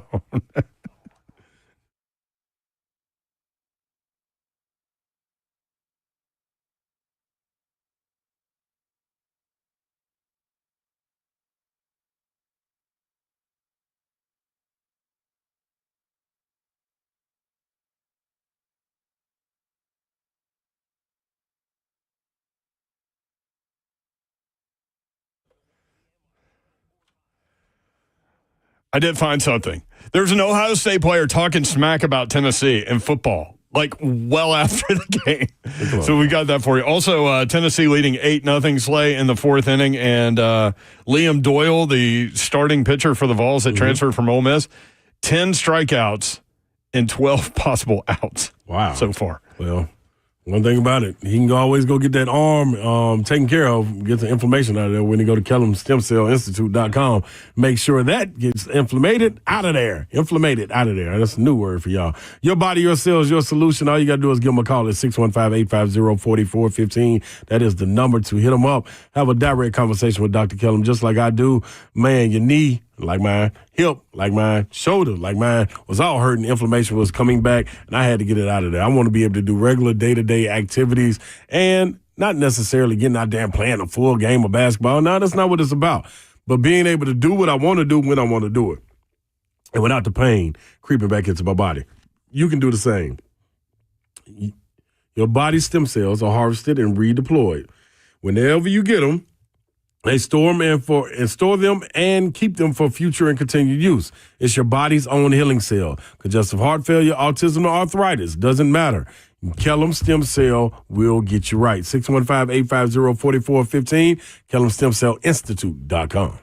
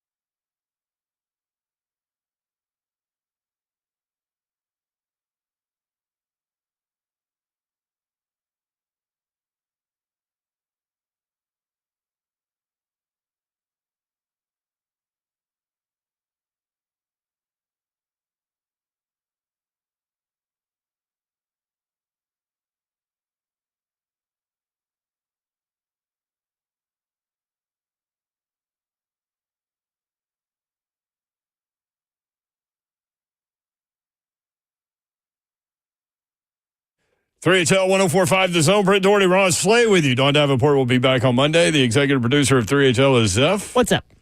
What up, Zephyr? Big crowd on hand in Knoxville for the opener. In a newly renovated Lindsey Nelson Stadium. Yeah, they're still working on it, too. 8-0 Tennessee. Will it be already complete? Throughout the course of the year is all I heard, that they would be continuing to work. Yeah, it probably won't be done until like close to the start of next season. Like, it's hard to park. They've got construction vehicles around and stuff like that. So where the new press box is going to be, like directly behind home plate, like they haven't done any of that yet. The John Wilkerson booth. So they don't have a press box right now? They have a makeshift press box. I think it's down first base line where the suites will end up going. It'll end up being suites there, but right now they're using it as a press box. Doyle rules. Liam Doyle, 10 strikeouts in 4 innings. He's the lefty we were talking about when we did the show at the Sounds Stadium, First Horizon Park, when Tennessee played over there, and he was throwing, gas. Remember watching that? 97 this dude's hitting. That's serious. Coming out of a lefty, yeah, too. It jumps out different. It's a different thing. Lefty. Heat makers? What? I don't know. That was Sudafed Slay stuff? Yeah. You said heat. I said heat makers, and I don't know. He is a heat maker with that left arm. So it worked. Thanks, Zeph. Is that a phrase I just haven't heard before? Listen, dog. Don't ask me. I have no answers for you, brother. You might have an answer for this from A to Z Sports. Ohio State cornerback Denzel Burke went at Tennessee this week during an appearance on the Believe Buckeyes podcast. He said about the Vols, why now? Like, that thing is well done, right? He said, quote, "We always had it in us, and especially in warm-ups in that Tennessee game, we just knew we were going to beat their ass. They just didn't come to play, and we understood what we needed to do." It's always easy to talk that way in hindsight. I think that's the easiest thing to do in life. Hindsight speaking. So when you to the winner goes the spoils. Yeah, you can say whatever you want. Yeah. But I went your direction. Like, if I'd have held a microphone in his face on the sideline pregame, would he have said that? Is that what he would have went with? This is what I'm looking at. I know we're about to beat their ass. Yeah, that's what I would have been waiting to see them. I would hope you would be thinking that anyway, though. That's the right. You didn't need to see him warm up. So right. I don't even know what he's talking about. Is he talking about the fact that Tennessee showed up without shirts on and all that stuff? Probably so. Is that what he's saying? I'm gonna tell you what. There's one person that. What's my man name? Number 33 out there, who was a maniac on the field. That's from Ohio State, born in Columbus. Are you talking about Jack Sawyer? Yes. Sawyer, yeah. As long as he's leading, hey man, listen. All props, dude. Sign me up. I'm following Jack Sawyer. Dude right there was a monster. So. Hey, Denzel Burke did not record a single stat versus Tennessee. I was just looking at that, and then I was going to let him slide. I knew the pettiness himself wouldn't. No tackles, no interceptions, nothing. Are y'all surprised I didn't look? Normally I would look for something like that, but I didn't look. Went on his stat page, and I just see a bunch of zeros. I don't even know if he dressed. Who's the Ohio State basketball player that went by Club Trillion because he would always get like 1 minute in a blowout and then put a bunch of zeros up? Oh, I didn't even know. And so his stat line would be 1 trillion. So he started a company called Club Trillion. Wow. No, I didn't. No idea. How about that? Now, he did have 3 tackles in the national championship game against Notre Dame, but nothing against Tennessee. Not a stat. Congrats. Not a single one. Mark Titus is the guy at Club Trillion. Oh, he's on Barstool. Oh, he's on Barstool now? Yeah, he's on Barstool. Wow. He's a basketball player? Yeah.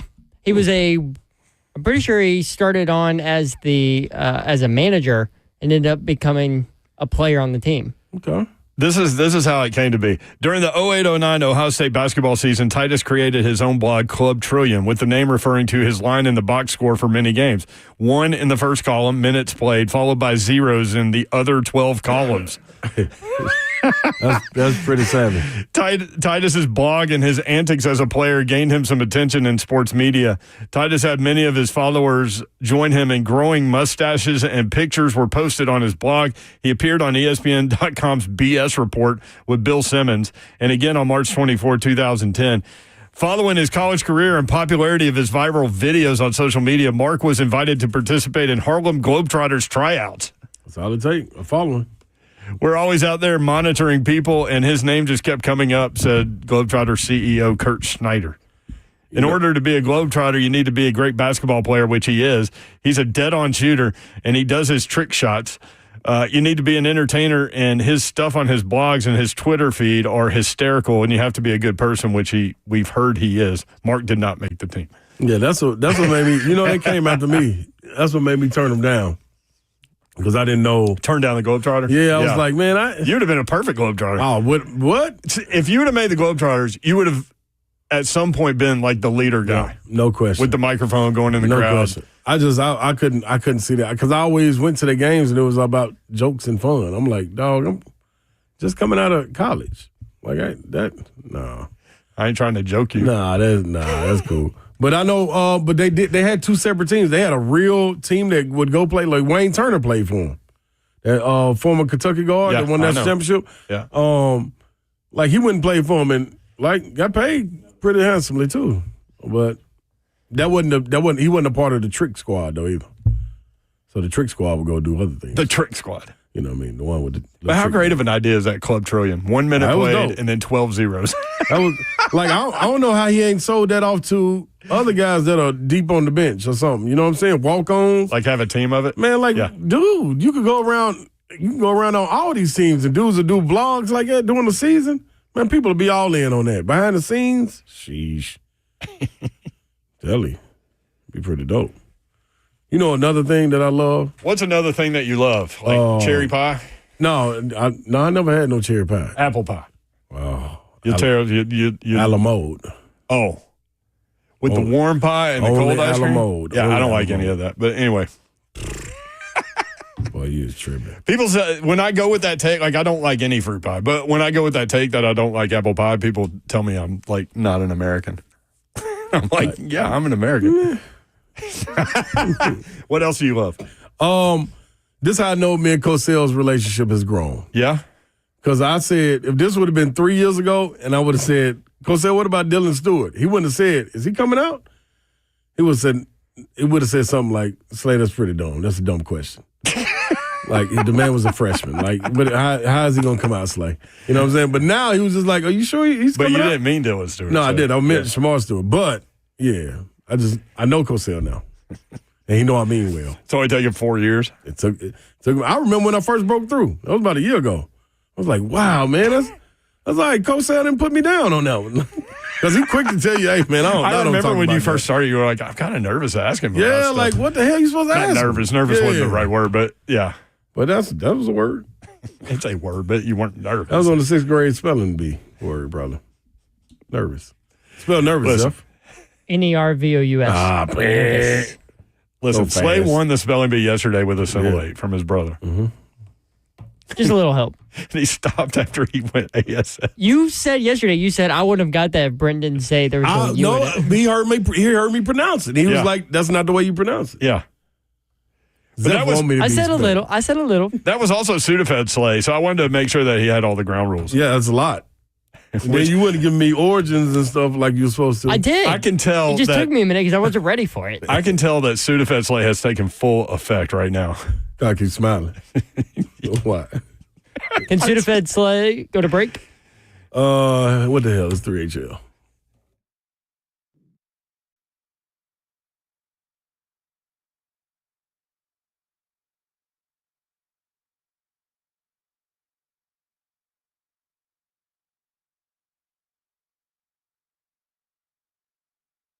I want to tell you about my friends at Cupton Dodge Chrysler Jeep Ram. That's where you need to go to get that next new vehicle, and you could get it done this weekend, man. Just check them out online.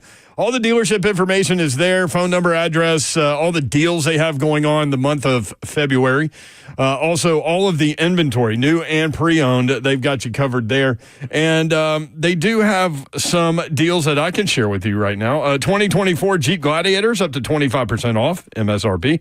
$500 off every pre-owned vehicle with dealer-arranged financing. Huge selection of pre-owned vehicles. Select 2024 Jeep Wranglers up to 15% off MSRP. Ram 3500 3500, 4500, 5500s in stock, upfitted, and ready for all of your commercial needs. Gupton Dodge Chrysler Jeep Ram. 24 West exit 35, straight shot into the best vehicle buying experience that you will have ever had. Gupton Dodge Chrysler Jeep Ram. 3450 Tom Austin Highway in beautiful Springfield, Tennessee. Just 30 minutes from downtown Nashville. Go check them out this weekend. Start online, GuptonMotors.com. That's Gupton Dodge Chrysler Jeep Ram.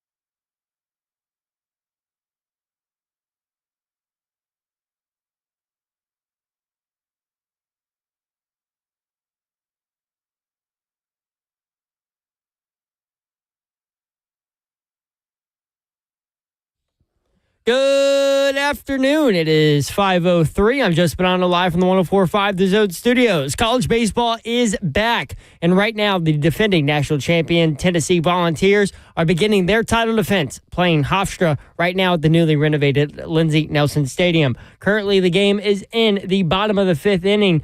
Tennessee has a runner on first with one out, up 8-0. Starting pitcher Liam Doyle, the transfer from Ole Miss, up to 11 strikeouts through the first 5 innings in his debut for Tennessee. Vanderbilt faces off against Grand Canyon in the MLB Desert Invitational tonight to open their season. First pitch for the Vandy Boys is at 7 p.m. In college hoops on Saturday, number 5 Tennessee hosting Vanderbilt. The Vols, coming off a loss to Kentucky, are looking for revenge against the Commodores after losing by 1 at Memorial Gym just a month ago. Tip-off is at noon. Vol Network coverage starts at 11:30 right here on The Zone. Also, number 1 Auburn on the road at number 2 Alabama. It's the first ever 1 versus 2 matchup in the SEC. Tip-off for that one is at 3 o'clock on ESPN. For all your foundation repair, waterproofing needs, you need to visit USSTN.com. Breaking news at once in your home for the Titans and Vols. This is 104.5 The Zone.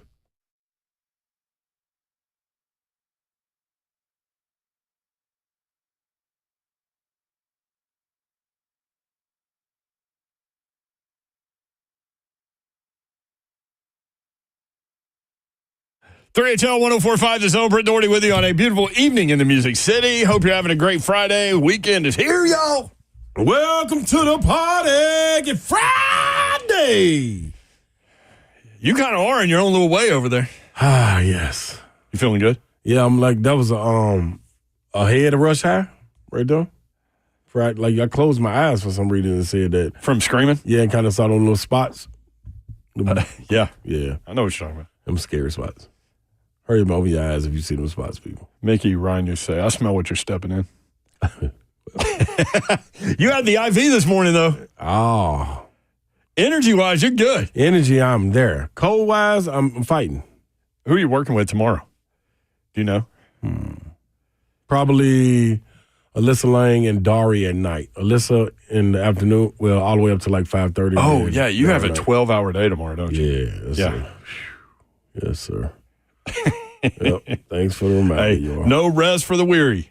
At all. You know the only good thing in this, though? You can rest when you're dead? That's another good thing. But when you look at the games, the matchups are good. So, like, about what? The matchups are great. Yeah. That would be a problem. I'll go through them here in a second. I've always wondered why people say, like, you can rest when you're dead. But who's to say that you don't have a lot going on when you're in heaven? There you go. It's still working. Might have a lot to do. Yeah, 104.5 The Zone probably up there rocking. Think so? Wrecking. Presented by Ferguson. How about that? We love those guys. We made that announcement yesterday. Let's go, baby. And we will tell you more about what Ferguson has going on as we roll through. You mentioned the SEC. Oh, by the way, Slay Dog is here, y'all. Oh, couldn't get it out. I had a little yawn going right there. What's up, baby? A little yawn. Hey, man, shout out, man. You gave it to McNair, too, man. Happy birthday, resting birthday to Santonio Beard, too. Oh, right. Yep. Okay. I got it, dog. 1034 forever, baby. The only person that had me cheer for somebody that was playing for Bama in the midst of it while they were playing in Rocky Top. I didn't know him like you did, but I did know him pretty well. Because back then when he was coming out, when y'all were rolling around, I was involved in recruiting stuff. So I was working with a guy named Bill King who was, entrenched in recruiting, primarily college football. Right. And so I talked to Santonio Beard a lot because he was going back. He was playing the game. He enjoyed to play the game. Oh, loved the game. But he was going back and forth between Alabama and Tennessee, and there were some things going on behind the scenes there. And he was a joy to talk with. And half the time we'd end up talking about other stuff. Yep, that's him. Because we got to know each other a little bit, just on the phone. And then I never even went to that's my guy. To see him, but he was really, really smart guy, really fun guy, and hell of an athlete, too. Social butterfly. I don't think there's nobody that was born on Valentine's Day that is not a social butterfly. A magnet to people. You think that is that like a horoscope thing? I don't know. I don't know none. All the ones I do know, like, were social butterflies. Like, Mac was, but he was like kind of quiet about it. Now, but everybody knew him. You know what I mean? T was the same way. He was the same way. I'm telling you. Like, it was weird. It was kind of weird. Like, you definitely know he's in the room, but if you don't know him, you can like be like, okay, he over there just cool. Tennessee leading Hofstra 8-0 in their opener. Vanderbilt plays tonight. Hofstra putting on the brakes a little bit, though. It's been 8 for a long time. Yeah, 1 inning. It got to 8-0 in the fourth, and they're in the fifth, and there's 2 runners on. Trying to give them some little hope, y'all. Yeah, I don't know. Before they crash. This relief pitcher for the Hofstra Pride came in here, man. He was bouncing around, all excited, like, here we go. He was ready. I'm about to face the national champion. Let's go. I know what to do. He walked the first batter and then gave up a hit. Yeah. We go ahead back over to my little height bench. Well, I think he must have tweaked something. Shout out to the tweakers. Yeah, I bet he did tweak. Because they came out to check on him injury-wise, and now he's like throwing some warm-up pitches. But well, and they're checking a review at second base. Yeah, that might be an out, actually. 615-737-1045. Again, the Tennessee stardom, Liam Doyle from Ole Miss, throws heat, and he's a lefty. Lefty heat's different. But he has, 11 strikeouts in 5 innings? Correct. Yeah. Eddie in the Borough wants to talk about him. Eddie, what's up? What's up, guys? Yo. Mayor, one other thing. Dorcas Court, where you grew up on? Yeah, man. Got a friend that lived on Dorcas Court, so I know exactly what you're talking about, because I thought it was a made-up street. But No. I wonder who your friend was, because, like, when there were only... It was later in life. It was later. Yeah. That whole... he tore it down and built a multi-million-dollar house up. But might have been my house, man. I was there. Did you have a front courtyard? Because a small house had a front yard, courtyard with brick walls around it. But anyway, I was talking about that lefty that transferred. Yeah. Was he not draft eligible? Because 97 from the lefty is freaking fire. Mm-hmm. And if you play baseball, like that kind of heat coming from a lefty just looks different. Like Aroldis Chapman and all those guys. But and this came up yesterday for some reason, but there are fewer lefties now than there have been. I don't know why, but Zeph, you got some info? Yeah. So he was a freshman at Coastal Carolina. So if you don't go out of high school, if you don't go to the draft out of high school, obviously you have to wait until you're 21.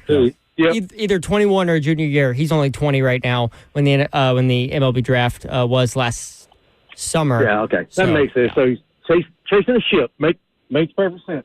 That's it, man. Appreciate it, guys. All right. Thank you, Eddie. Appreciate it, man. Yeah, somebody tore my house down and built a like we had 2 bedrooms, 1.5 bath, and the garage had been converted into like the den area. So had that not happened, that house would have really been small. But you know what sucked about that house? What? Having to mow the yard. This little bitty house, the yard was over an acre. Yeah.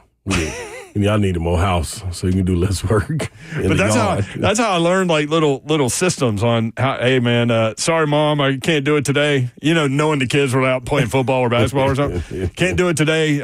Engine's flooded. I tried to start it. Well, you can flood the engine. I learned then what? I learned how to flood the engine. You gotta just let it come on down on its own. Yeah. You cheating out there in the yard. Listen, man, I was doing what I needed to do, man.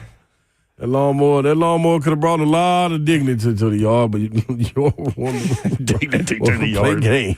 So I hated push mowers, dog. It was a push mower, and she would never buy right on. No. My mom's thrifty. I'll tell you that. But yeah, once you flood it, you can't start it for a while. So it's like hours. So see ya. I've definitely flooded a couple lawnmowers.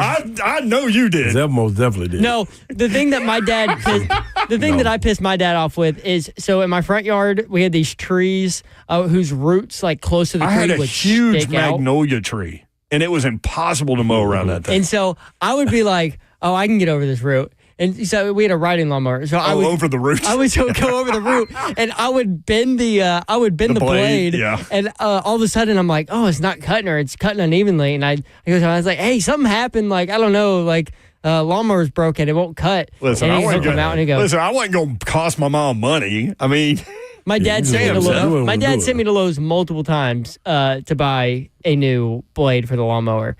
He would have to change it because I didn't know how, but he would make me go I get wouldn't it. want you to change it if I were your dad. Yeah, he'd chop a finger And then off. he'd change it, and boom, I'd be right back on. He said, "Don't go over that route again." And you go right over the route. No, not the same day. It'd be the Okay. next week I do it. That's cool.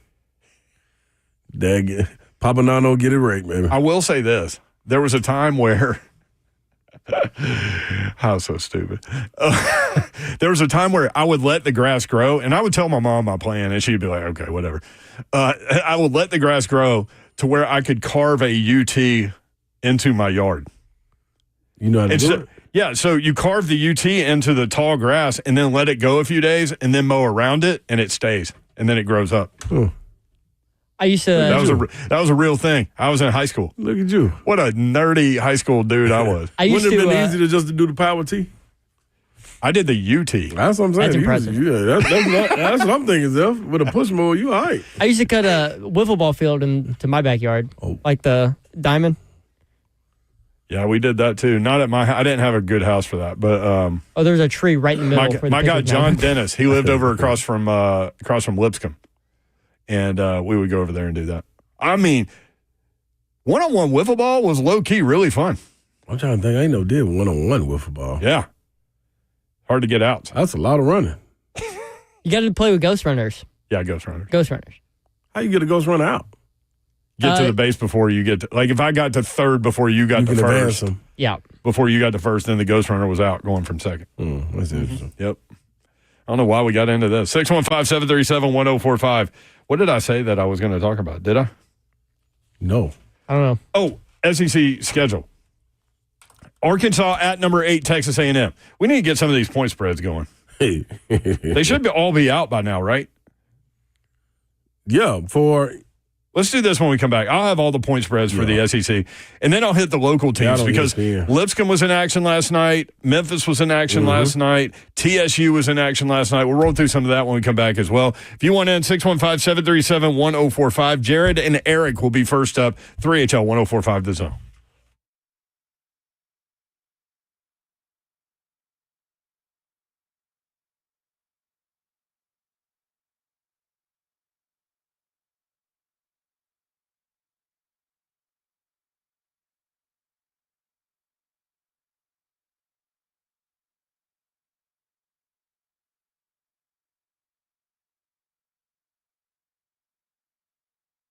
Loan Pronto is here to help you take control of your finances in 2025. They can lower your house payment and consolidate that nagging debt. It's time to start fresh, right? Did you know that 9 out of 10 borrowers get a better deal by calling Loan Pronto? I can attest to that because that happened to me like 4 years ago when I used Loan Pronto to get cash out of the equity in my home. It was an awesome process, super easy, and Loan Pronto has some of the most competitive offers for refis, for debt consolidation, for purchase loans, all starting in the low 5s when you're talking APR. If you have a current rate over 6, don't settle for paying too much. Even if you're in process with another lender, call Loan Pronto, lock in your lower rate. You can do it with no appraisal usually and can close in as little as 2 weeks. Get your personalized Loan Pronto rate quote instantly, no hard credit pull, no upfront fees, and start the process at loanpronto.com. You could even skip your next 2 house payments. 615-499-5780. loanpronto.com at 615-499-5780. Loan Pronto, equal housing lender, NMLS 1661781, subject to lender approval, NMLSconsumeraccess.org.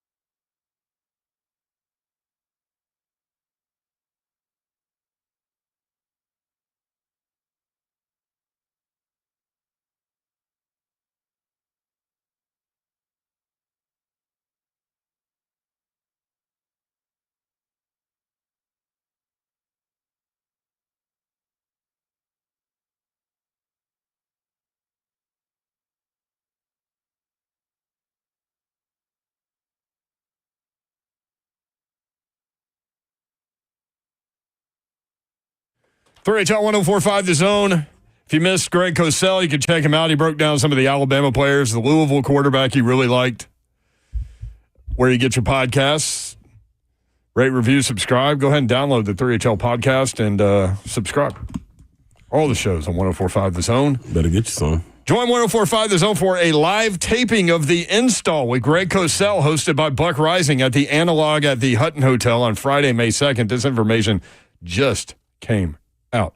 Be there live as Greg Cosell breaks down the Tennessee Titans 2025 draft, takes questions from the audience, talks about the NFL and more. Tickets are on sale now, starting at $30. To purchase tickets, visit 1045thezone.com. SEC, got all the point spreads for you. This is what you're working with tomorrow. Slay Dog's going to be there for you. Y'all want to part Slay? Yeah. All right. Okay. Let's get to it. Let me see.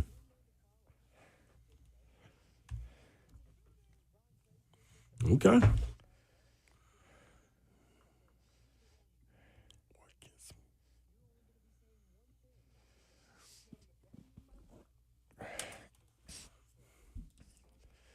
Want me to roll through everything before you decide what you're doing? Yep. All right. Again, you can catch Slay all day long, 12 hours on the SEC Network tomorrow. My eyes burning already. Yeah, so you can turn him on in the morning. You can go mow your yard. You can drive to Knoxville and back and turn it back on, and he's still there. Go to dinner. It's all factual. Come back. He's there. He's going to be there. It is all factual. Sleigh ride included. Mm-hmm. Right there, ready. Actual and factual. Ready for the people. SEC games tomorrow, and I'll go from the first game to the last, time-wise. Okay. Numerically. Turmerically. Turmeric. Did you get some more? Nope. Need some. You didn't have time to go by the juice shop? No, I went today. Oh, you did? I just didn't have time to get all that. I got you. I was ready. Arkansas at number 8, Texas A&M. I feel like A&M's kind of sliding under the radar as a top 10 I don't team. know why, but yes, you're right about that. Okay. A&M by 8.5, 11 a.m. on ESPN. I hope they don't wear those god-awful uniforms that dropped today. They put out white shirts and white short. I think they were gray. Are they gray? They look like pajamas. That's Zev's generation that he's talking about. Yeah. It's awful. The jerseys look like you should be wearing dun-dun-dun-duns with them. Tell you. They look like what's the It's the bob? first time I've ever tried to say that. What's the Olympic thing in the bobsled where they wear the skin tight suit? It's all one color. The luge. Yeah, that's what the uniforms look like, but Bobsled, a summer too. version. Okay. I was gonna say the onesie. Yeah, it could be a onesie too. It looked like it, but no. I know what you're talking about. Vanderbilt at number 5, Tennessee. Tennessee, a 12.5-point favorite in that game. Noon, SEC Network. Mm-hmm. High noon. Ooh, it dropped because it was 13.5 when I was talking with Blaine about it. It just depends what site you go to. But I said at the beginning of the show, it's 13.5 on ESPN Bet. It's 12.5 on FanDuel. So it hasn't changed, but it is what it is. Vandy won the previous matchup 76-75 in Nashville. Big time plays being made by Vanderbilt. They were Big able to block get at that the end. huge block. Yeah. And then Huge Chaz block. missed a free throw. Yep. Happens. Number 21, Missouri at Georgia. This one will surprise y'all. Georgia, a 1.5-point favorite over number 21, Missouri, who's won 7 out of 10 games. I don't get this one. Which means go Georgia. If I'm going reverse line theory on Texas, I need to go reverse line theory on Georgia. Yeah. You had some run-ins down there, didn't you? Yeah, I don't get this one, man. Missouri's a really, really good team. Unless they got 4 starters that are out. And Georgia's good too. I would think that we would have heard that. Yeah, they got 4 wins in the SEC, and they knocked off 2 top 15 teams early on in the year in the conference play. Asa Newell's a low down there. Surreal, the other big man, is really good. Is he pitching a tent, Newell? Oh, no, Surreal is. Surreal. Yeah, he gonna put you in the tent too. Even if you don't want to go. I promise. That's just a man child. Just gonna drag you in there. Yes. It'll leave you. Surreal though. Oh yeah. I hope you got a permission slip for that ride. Number 1, Auburn. At number 2, Alabama. Okay. Number 2 favored over number 1. They are at home, 1.5. Mm-hmm. Like that. Number 22, Mississippi State at number 19, Ole Miss. Ole Miss by 4.5. The first one came down to the wire. That game's 5 o'clock ESPN2. Mississippi State was able to steal one at the hump. At the hump. Yeah, this ain't at the hump, though. It's not at the hump. Nope. In Oxford. LSU at Oklahoma. Oklahoma in desperate need of a win. LSU too, but I mean, in terms of like trying to make the tournament, Oklahoma favored by 8.5. 5 o'clock SEC Network. LSU probably win this one. You think? Yeah, because as crazy as the league is. Yeah, and Oklahoma doesn't have any depth in the front court like they've that. lost like 4 out of 5 too. Yeah, LSU is athletic. They give away games at the end. You can have a game, and I can have a game. Yeah, they can't wait to put it on the platter for you. Hey, y'all, we're going to play about 35 minutes, and then y'all and we're going to have fun. I promise you. And y'all can have it. Yeah, don't even trip. You just walk out of here. Mm-hmm. Number 15, Kentucky at Texas. Texas favored by 1.5. That's the one where I was like, okay, they're dying for you to bet Kentucky, so I'm going to go Texas. You're going to fall into the trap? I'll fall in it. Just because I think, man, Arthur Kaluma for Texas is a mismatch. If he's playing, I think he went out early in the last game, but if he's back and he's healthy, that could be different. A difference maker for this game. And if Jackson isn't playing and Lamont Butler isn't playing, that's a big blow for Kentucky for a team like it's kind of based off the same thing principles as far as Rick Barnes does defensively. Except on the offensive end, they got a guy named Trey Johnson who can fill it up. So, you know what? You just talked yourself into it? Absolutely. You're going Texas on that. I am. All right, South Carolina at number 3, Florida. Florida by 16.5. Do you have enough to do your parlay? Oh, I got plenty right here. All right, let me go through the what was that last one? South Carolina at number 3, Florida. Florida gets the 7-footer back. Handlogden, that's right. Yeah. He'll make his season debut. He broke his leg in the SEC tournament last year. Yeah, Condon just went down there 30 seconds within the game. He had a club trillion. Yeah. He played 1 minute. See? I was wondering what happened to him. Down with that ankle, man. So there you have it. While you get that together, locally, Lipscomb beat Stetson last night by 33, 93-60. They are now tied for first in the ASUN with North Alabama and Jacksonville. The Bison play Florida Gulf Coast in a huge game tomorrow at 4 at Allen Arena. Florida Gulf Coast just 1 game back. Bison should be the Bisons, but anyway. Lipscomb's won 4 in a row. They are a 6.5-point favorite over Florida Gulf Coast. Belmont has won 2 of its last 3. Bruins are in a 4th place, or in 4th place in the Missouri Valley Conference. 4 games behind Drake. They play at Southern Illinois tomorrow at 6. MTSU is in 3rd in Conference USA, 1.5 games behind Jacksonville State. Blue Raiders play tomorrow at Western Kentucky. The Hilltoppers, a 2.5-point favorite tomorrow night at 7 o'clock. Memphis beat South Florida last night, 80-65. Tigers have won 8 in a row. They lead the AAC by 2 games, playing very well. TSU won again. Tigers are red hot. They won at Eastern Illinois 66-49 last night. TSU has won 7 of their last 8 games to pull into a tie for 4th in the OVC, just 2 games behind SEMO. They play at SIUE tomorrow at 3:30. Southern Illinois, Edwardsville is in 3rd, 1 game out. This is a big one for TSU. So do you have a parlay? You know what, Yorl? I do. And how do you want it? That's the question. How do you want it? Tupac Tuesday. Yeah, not Tupac Friday, but do you want like the long extended version, go through all of them, or you want to just pick? You want to pick what you want? Let's do this. I apologize, y'all. I'm so sorry. You sounded like a lawnmower trying to start a flooded lawnmower. Let's take a couple phone calls, then we'll get there. Okay. All right. Jared in Mount Juliet. Jared, what's up? How's it going, guys? How are you, man? Pretty good. Auburn Tiger fan living in volunteer land. You war damming? Not many good days on the football field, but it sure is fun to watch our basketball team the last few years. But Slade, tell you a compliment first. I saw you back in training camp with the Titans, and I told you I met you, introduced myself, and I told you how much I enjoy watching you call Auburn games. I really enjoyed you in the Mississippi State game this year. I read a lot on the message boards, and friends compliment you, so I enjoyed watching you up in the stands. It made a lot of fun. Appreciate that, man. Thank you, man.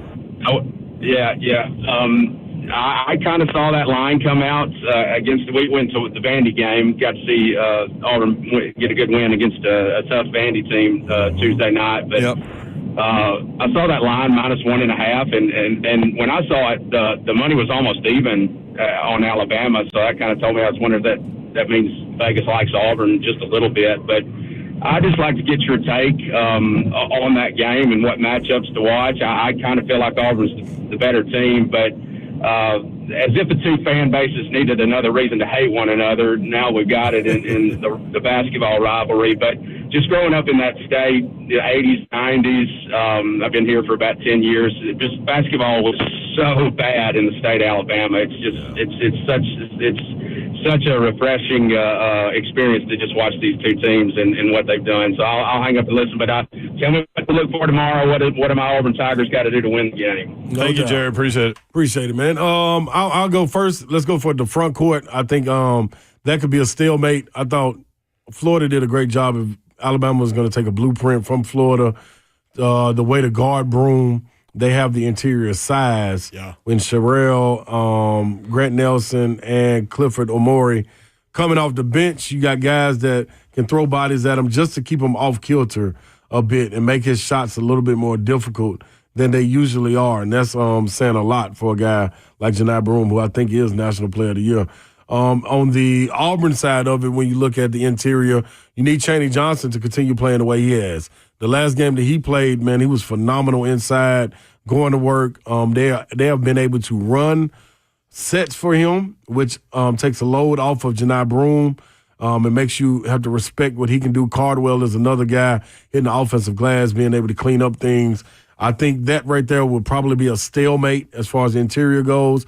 The experience that Auburn brings with their veterans on the wing, that right there could tilt the scale when you look at the way Alabama will match up versus them.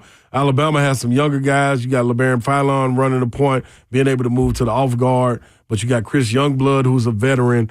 Wrightsell's out, of course. Aiden Holloway is another guy. But Jaron Stevenson is a guy that's young but really, really playing well.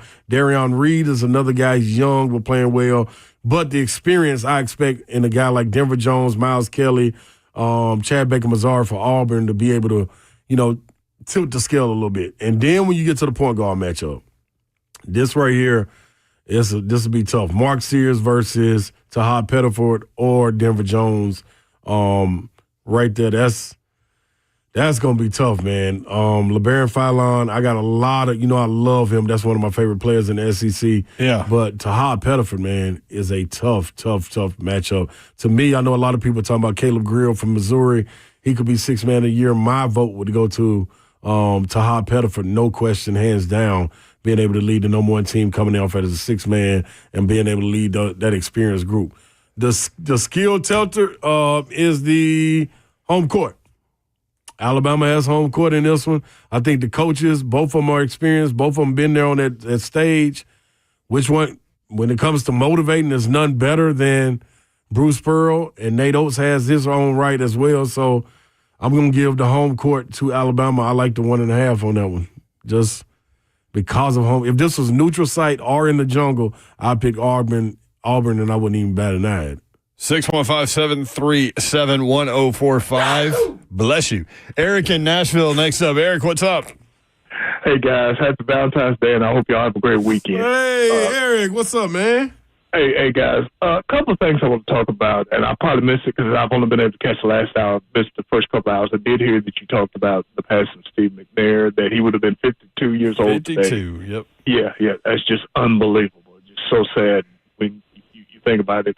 And a couple other things you may have heard about both of these things. First thing is, I just saw this a little while ago about the Eagles parade. Apparently the GM got hit in the head, I think, with either a can or a beer can or Bill bottle or something, had a little cut in his head. They just saw it. I didn't know if you'd heard about that or not. I didn't see that. Yeah, he had a scar. He had a giant cut.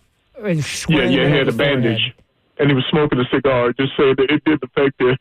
I mean, it's just sad that people have to do that stuff. And I'm also wondering how Jason Kelsey dressed today, because I know a couple years ago, well, of course, he's no longer a player, but he did that whole outfit. And I wonder if he did anything special today or his speech for that. But one last thing, guys, and I'll get off. And this concerning Travis Kelsey, and I'm sure you've heard the report. You may have even already discussed about this, the fact that the Eagles the Chiefs were giving them a month to make a decision. I guess it was May 14th, which is actually 4 weeks from today, about what he's going to do, because I think he's supposed to get $14 million next year with an $11 million bonus. I'm assuming they'll give him time, but the main reason is because they were just wondering if he was going to come back or not. I think he will, but even if he doesn't, the fact is that they could draft a couple of tight ends in the draft because they were going to address that. You may have already discussed that. If you hadn't, I just wanted to get your thoughts on that. Guys, we'll get off. Y'all have a great weekend. Take care, and we'll talk to you soon. Thank you. Appreciate it. There's some tape of Travis Kelsey during the Super Bowl that is not good. Yeah. On his play. Yeah. Like multiple snaps where he didn't even get off the ball. Roughing him. Like when the ball was snapped. Missed blocks. Routes were not clean. I think you're on. I think he's. Something don't look right, man. He's probably done, man. Some do not look right. That's all I'm saying. I don't know how you get past it or what you do to go on and go to that magic fountain, but you need to go there. The Fountain of Youth? Yeah, because it's waiting on him. Hey, just FYI for teams out there listening, if the Chiefs call you this upcoming draft and want to trade up, they're probably going to go after Tyler Warren out of Penn State. Don't let that happen. Who? The tight end out of Penn State, who's supposed to be like, he's the truth. Yeah. Mm-hmm. Don't let him fall to the Chiefs. Yeah, that'd please. be, wow. Draft him before the Chiefs even consider drafting him. I mean, that's what happened with Xavier Worthy last year. I know. We don't need them to get another one. Tennessee now leading 10-0. Runners on second and third. They're holding steady, y'all. Stone Lawless. Who discovered the Fountain of Youth? I looked it up. Was that Ponce de Leon? I was going to say LeBron James. Parts like go up next. That's all I had.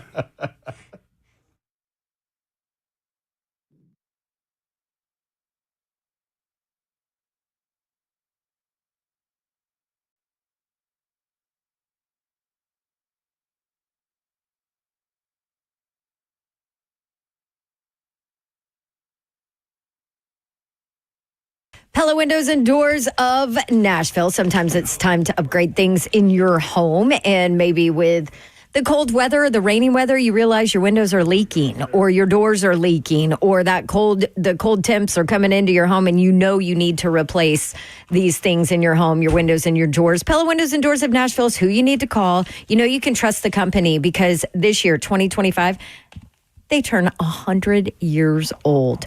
Founded back in 1925, lifetime warranties on all their products. And for Pella Windows and Doors of Nashville, I can tell you personally, because I've utilized them to replace a ton of this stuff in my house. I'm actually doing another door and some windows next week as well.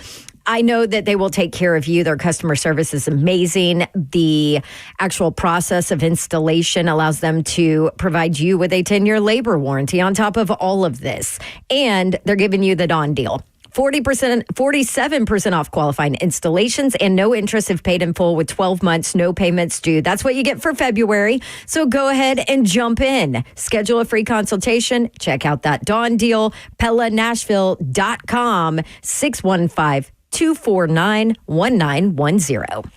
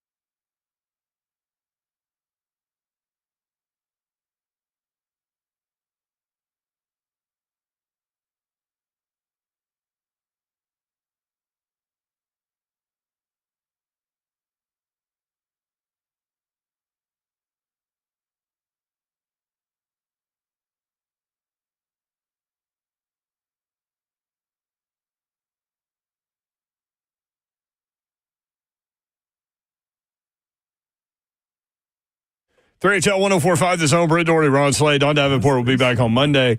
Zev Dog, how many players in the NFL Combine? Is it 330, something like that? 329. 329? Do you know how many SEC players there are? I don't, but I do know what teams lead with the most amount. 105 of the 329 are from the SEC. That's pretty good. A third. Almost a third of the players at the Combine are from one conference. That's nuts. Coconuts.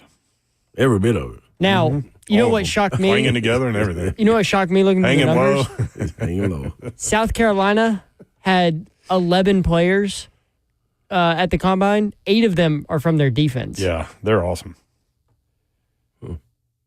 Uh-oh.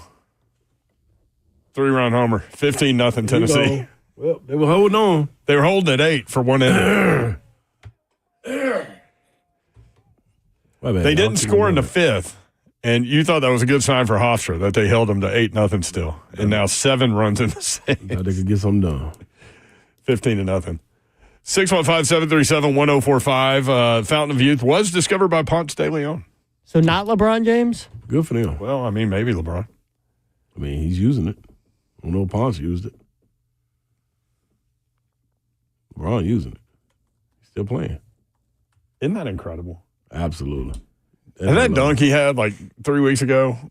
The athleticism, man. Like, it's declined, and he's still super athletic. That's what's wild. That was running, jumping. I mean, it's different. So, you ready? Speaking of explorers, there was an episode of Seinfeld where they were like, who's your favorite explorer? And Dora. George, that'd be a good answer. George or Jerry, I can't remember which one, said DeSoto. And the other one said, what did DeSoto find? He goes, the Mississippi River. And then the guy goes, oh, like anybody couldn't have found that. Which is true. Stumble into This is the first guy to walk across it. I mean, look, there's a 1,000-foot wide river there. There's rivers there, people. What state are we in? Mississippi. Okay. You know what it's going to be named? Mississippi River. The Parsley. You want to hit it again? I got it. I'm ready. You ready? Okay.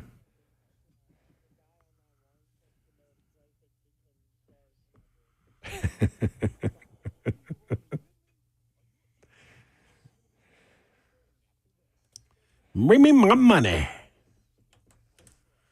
What you got, Slay Dog? Where are we going? All 8 games. Oh, Lord have mercy. Yes. I mean, when you dive in, might as well dive That's in to all the I'm Mississippi. saying. That's all I'm saying. Speaking of Mississippi, they play Mississippi State tomorrow. But let's start with Arkansas and A&M. Okay. I'm taking Arkansas plus 8.5. Okay. Vanderbilt at Tennessee. I'm taking Tennessee minus 12.5. Ooh. Against my judgment. Earlier in the show, you thought 6. Yeah, I know. Yeah, but remember, he says he's been wrong a lot on SC basketball, so he's going against himself this time. There you go, Zeph. All right. What else you got? Missouri at Georgia. I'm taking Missouri plus 1.5. I can't believe they're giving them plus 1.5. All right. Auburn at Alabama. I'm taking Alabama money line. Bama money line because they're at home. As they're at home. All right. Mississippi State at Ole Miss. Give me Ole Miss money line. Ole Miss money line. LSU at Oklahoma. Give me LSU plus 8.5. LSU. Kentucky at Texas. Give me Texas money line. Okay. I talked you into that one. Yes, you did. South Carolina at Florida, just for poops and giggles. Give me Florida money line. You could really leave that one off as minus 2,000, but I wonder what it would be if you just did all those money line also.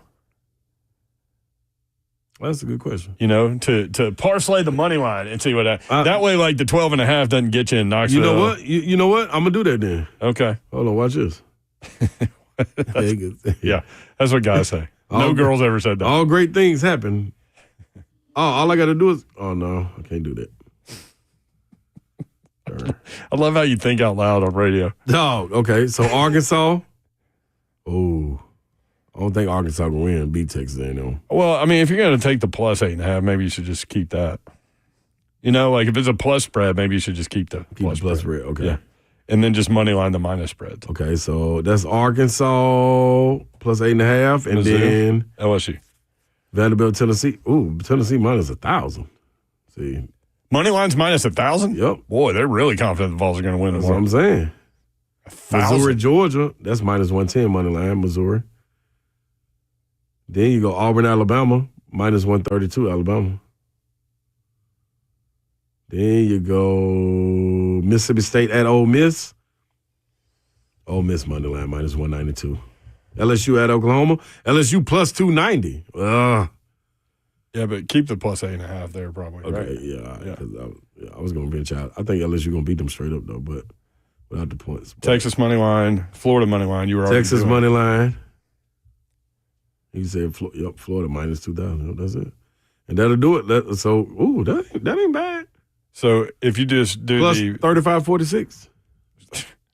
That's really good. Well, I'll bet it. So how much you winning? $10 get you $354.65. How about that? Well, $10. Yep, I ran with it. 615-737-1045. GE in Brentwood. GE, what up? How are y'all doing tonight? I got two quick questions. One you can talk about later. All right. Is 8 wins in the SEC going to be enough to go dancing? It seems to me it probably is. Yes, absolutely. Yes, without I question. think 7 wins is going to be enough.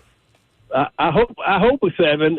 I'm everybody knows I'm a big Commodore fan, and man, it's going to be tough to get to 8. I just got but a here's tough my real slate, question. boy. Here's my real question. Mm-hmm. It's 15 years ago. Big Slay is in his prime. Bruce Pearl's got to play. Who's been at Tennessee's got to play this Auburn team. He's got Johnny Broom in his prime. Mm-hmm. And he was in his prime on Tuesday night in the gym. I was very impressed. But he took Jalen Carey, who is a man at 6'8", 265, and on 3-4 possessions, boom, Walked him up under the basket. backed him back under the basket where once all he literally had to do was turn around and lay it in. Mm-hmm. So, Big Slay, could you guard that dude? Absolutely. So Slay in his prime against Janai Broom now. I think this would be the difference. The difference is Jalen Carey probably about, I'm going to go out on a limb and say he's probably about 225. If that, I may even be giving him something, 230 at the max. I was 255. He's on the roster. He's on the roster at 265, but I know roster. There ain't no way Jalen Carey is 265. If he got handled like that, I was 255, dog, and I looked 255. Jalen Carey looked cut up. And I think a Slay Janai Broom would be an interesting matchup. It'll be fun. You're more athletic than he is. Yeah, but he was taller than me. Yes. Yep. It'll be a fun matchup. But he'll step out. Yep, and I can't wait to step out. I'm not trying to advertise for anybody, but I was disappointed to see the Athletics big article on what a great guy Johnny Broom is yesterday. Yeah, I don't understand either why you would play him head up like that. I love, Jalen Carey is one of my favorite players, but I don't understand why you kind of put him at a disadvantage if you don't even have somebody digging down and trying to strip him while he's taking those 3 or 4. You give Jalen Carey 3 dribbles with nobody digging down, he's going to do the same thing to Janai Broom. You know what I'm saying? That's a disadvantage, man. Could be, but I thought that Bruce did a really amazing job. I mean, I'm giving credit to, good Lord, Mark's team played amazing from being 15 down to 4 up over that 20-minute period. From 5 minutes down in the game to 5 minutes down in the third quarter, but we were toast. Yeah. And that's when he started going to the bigs inside. Yep. And, that's only the second game that we've looked as short as we are. Right. The Florida game being the first one. Yep. And Florida that one being the second. I totally agree. Great good take, call. GE. Good call, Appreciate it, man. Yep. Yeah. That was a good call. Because I always think that's the advantage for teams coming in there with height, playing against Vanderbilt, and they always show me that it's not. Yeah, Vandy led 47-45, 48-46, yeah, but they had to in work there. so far out that hole. It was 17-0 to start. Right. And then Auburn went 28-12 or something. Yeah, that's a lot of to energy push away. man. Going to be a fun weekend. Safe travels, Slay Dog. Yes, sir. If you turn on the SEC network at any point tomorrow, you're going to see runs. I mean, at any point. If you accidentally stumble on that, I'm going to be right there. In between games, half times. Man, taking the trash out, I'm going to be right there. Eating a snack. Tennessee just ruled. We were talking about that Hofstra. 15-0 after 6 and a. They called it? Yeah. Yep. I guess they didn't want to get done like that, They didn't. All right, have a great weekend. Y'all be safe out there. We want everybody back on Monday. Remember, if you run into new people across the weekend, let them know about 3HL and 104.5 The Zone. And we appreciate that. We appreciate you, including us in your day. We do not take that for granted, nor do we take it lightly. See ya. Wouldn't want to be here unless you were getting a shout-out to David Ferris. Shout out to you and your wifey, man. Happy 21st anniversary.